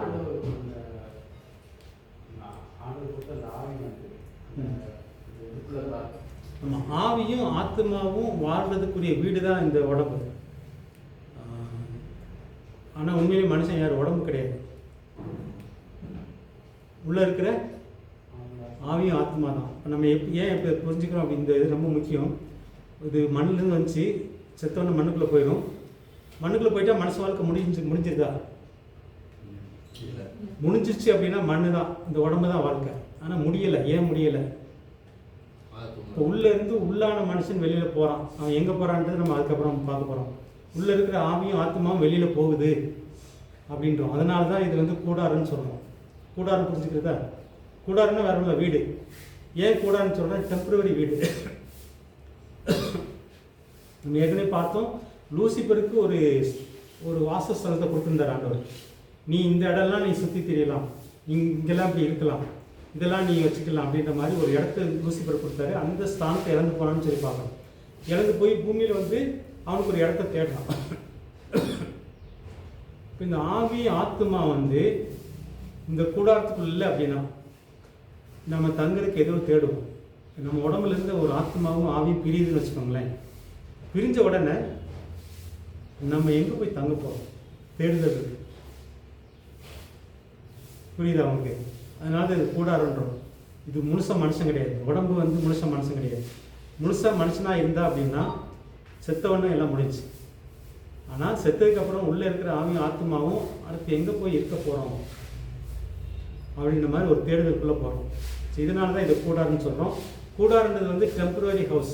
ஏன்னா இது வந்து ஒரு 70 வருஷம், 80 வருஷம், 90 வருஷம் அவ்வளோதான். இதுக்கு மேலே இந்த கூடாரத்தில் இந்த ஆவி ஆத்மா தங்கியிருக்க முடியாது அப்படின்றதான். சரி, கூடாரம் புரிஞ்சிச்சு. அடுத்து வந்து வேறு என்ன சொன்னீங்க? மண், பூமிக்குரிய கூடாரம். டேனி சொன்னது வந்து தேவசாயல். தேவசாயல் எதை சொல்கிறோம்? உடம்பா? அது ஆத்மா.